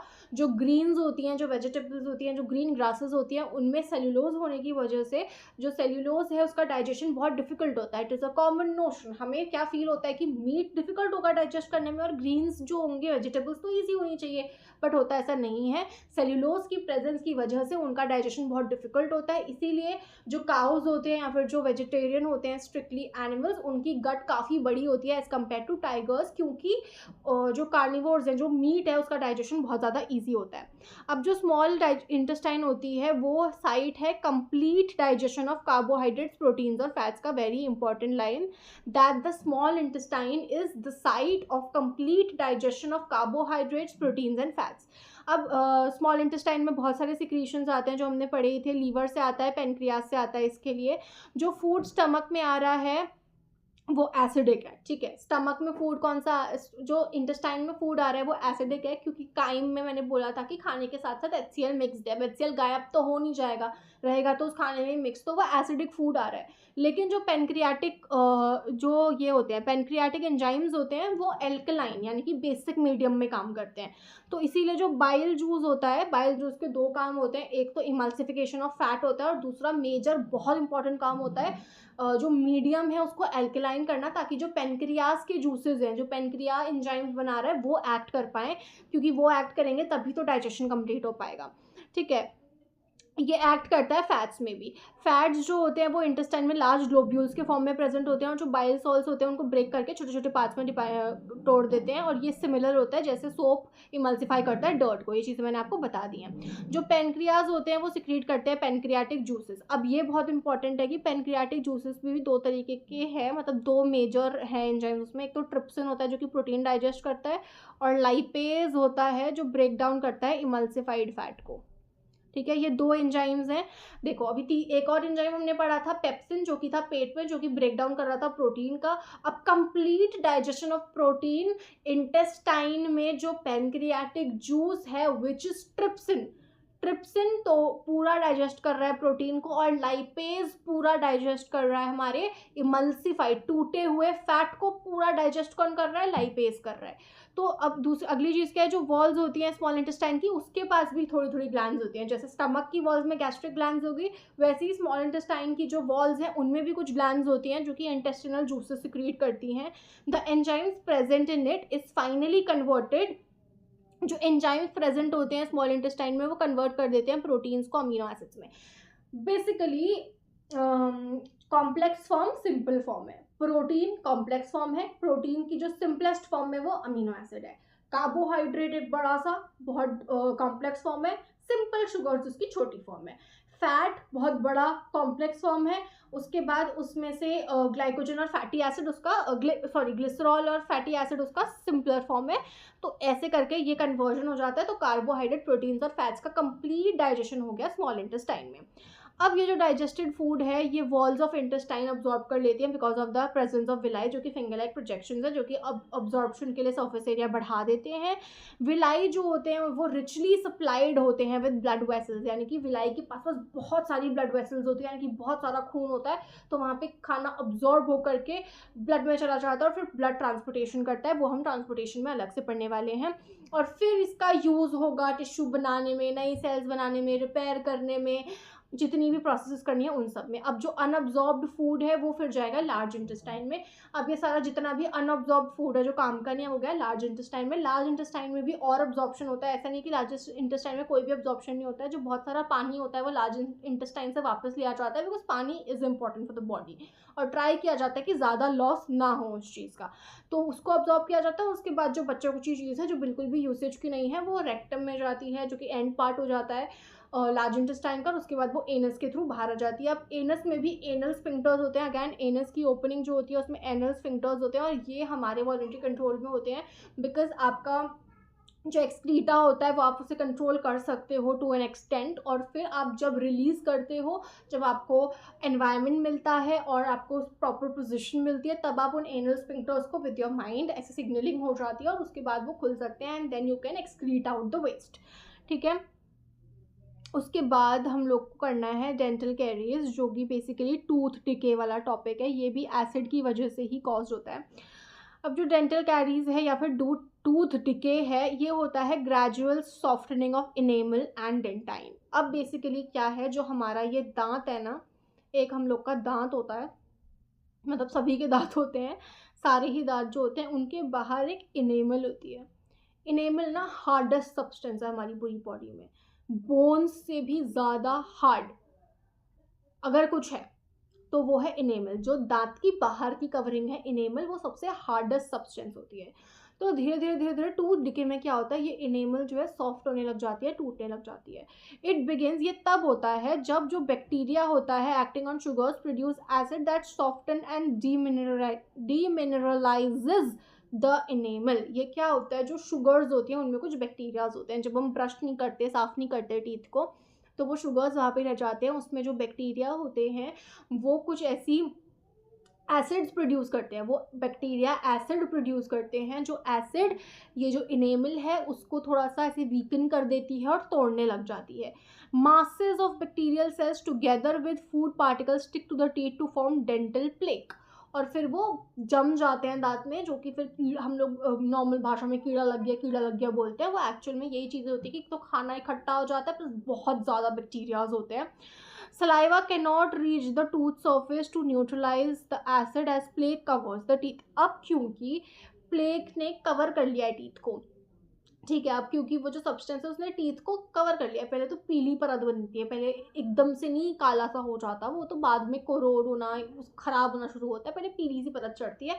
अब क्योंकि वो परत चढ़ चुकी है तो जो सलाइवा है वो नॉर्मली ठीक करता है दांत वाली चीज़ को, बट क्योंकि वो अब परत एक बन चुकी है ऑलरेडी, अब वो नहीं जा पा रहा सलाइवा, तो वो अपने आप न्यूट्रलाइज नहीं कर सकता है ना, तो इसीलिए ब्रश करना होता है ताकि वो प्लेक निकल सके, वो जो पतली लेयर बनी है वो निकल सके। क्योंकि अगर ब्रश नहीं किया जाएगा तो वो प्लेग ऐसे ही रह जाएगा और फिर वो धीरे धीरे जो है और एसिड प्रोड्यूस करेगा। तो brushing the teeth after eating remove the plagues before the bacteria produce acids. अभी प्लेग जो बना है ना, जो पीली सी लेयर होती है, हल्की सी लेयर होती है, वो पीली उतनी होती भी नहीं है। वैसे भी नेचुरल कलर जो होता है टीथ का वो येलोइश ही होता है, वाइट टीथ किसी के नहीं होते हैं, स्लाइड येलो टीथ ही हेल्दी टीथ होते हैं। अब ऐसा नहीं कि बिल्कुल ही पीले दिख रहे, बट बहुत हल्का सा येलो टिंट होता है सभी के दांतों में और वही हेल्दी होते हैं। जो सेंसिटिविटी होती है दांतों में कुछ भी ठंडा खाने में, गर्म खाने में, दैट इज़ बिकॉज इनेमल ख़राब हो चुका होता है, वो इसलिए होती है। अब जो प्लेग होता है ना, प्लेग हमेशा बनेगा, ज़रूरी नहीं है बैक्टीरिया ने एसिड बनाना शुरू कर दिया, बट एसिड बनाना शुरू करें उसके पहले हमें दांत साफ कर लेने हैं ताकि बैक्टीरिया एसिड ना बना पाए। क्योंकि अगर हम लोगों ने उसको ब्रश नहीं किया तो वो प्लेग वहीं पे रह जाएगा, बैक्टीरिया वहीं पे रह जाएंगे और बैक्टीरिया काम करने लग जाएंगे अपना, और उनका काम क्या है, वो तो बदमाश है, उनका काम है खराब कर रहा दांत को, तो फिर वो कैविटी बनने लग जाएगी। तो इसीलिए अगर अनट्रीटेड छोड़ दिया तो जो माइक्रो ऑर्गेनिजम्स होते हैं they invade the pulp causing inflammation and infection. तो अब क्या होगा, अब वहाँ पे कैविटी वगैरह भी बन जाती है। अब अगर हम लोग उसको ठीक नहीं करेंगे तो क्या होता है ना, पल्प बेसिकली होती है दांत में जो नसें होती हैं, डेंटल एरिया में जो भी नसेस जो भी नर्व्स होती हैं, नसें होती हैं, उनको हम पल्प बोलते हैं। तो अगर हम लोग उसको ट्रीट नहीं करेंगे तो जो खाना होता है, बैक्टीरिया होते हैं, वो पल्प में चले जाते हैं and they cause extreme pain. आपको सूजन हो जाती है, ये जो गम्स होते हैं वो इन्फ्लेम हो जाते हैं, मतलब मोटा सा हो जाता है, एंड देन पस भी होता है उसमें, and it is very painful, और इन्फेक्शन बन जाता है बेसिकली, बैक्टीरियल इन्फेक्शन। देन आपको एंटीबैक्टीरियल से ट्रीट कर एंटीबायोटिक्स लेनी पड़ती हैं, ये सारा फिर प्रोसेस चलता है। तो this was about dental caries. अब अपन लोग नेक्स्ट क्लास में जो है करेंगे रेस्पिरेशन। आई विल ट्राई, वैसे तो रेस्पिरेशन हो नहीं पाएगा, रेस्पिरेशन, ट्रांसपोर्टेशन और वो एक्सक्रीशन तीनों कंप्लीट, आई गेस इसमें 3 लगने वाले हैं, but I will try my best कि अगले लेक्चर में मैं कंप्लीट कर लूँ। ये वाला लेक्चर बहुत ज़्यादा लंबा हो चुका है। I try not to make this long, but this chapter is really very big and it requires इतना time because it will form your base. So yeah, that's it for this video. आपको अगर समझ में आया है तो मुझे comment कर दो, अपनी प्रेजेंट भी मार्क कर देना। अगर तुम लोगों ने एंड तक देखा और तुम्हें सब कुछ समझ में आ गया है तो बोल देना तुम लोग कमेंट में कि तुम लोग को सब कुछ समझ में आ गया है। मिलते हैं अपने नेक्स्ट लेक्चर में जिसमें हम रेस्पिरेशन और ट्रांसपोर्टेशन कर रहे होंगे probably. Yeah, so that's it for this one. Bye bye, take care, happy studying, सारा रिविजन कर लेना, और yeah, bye.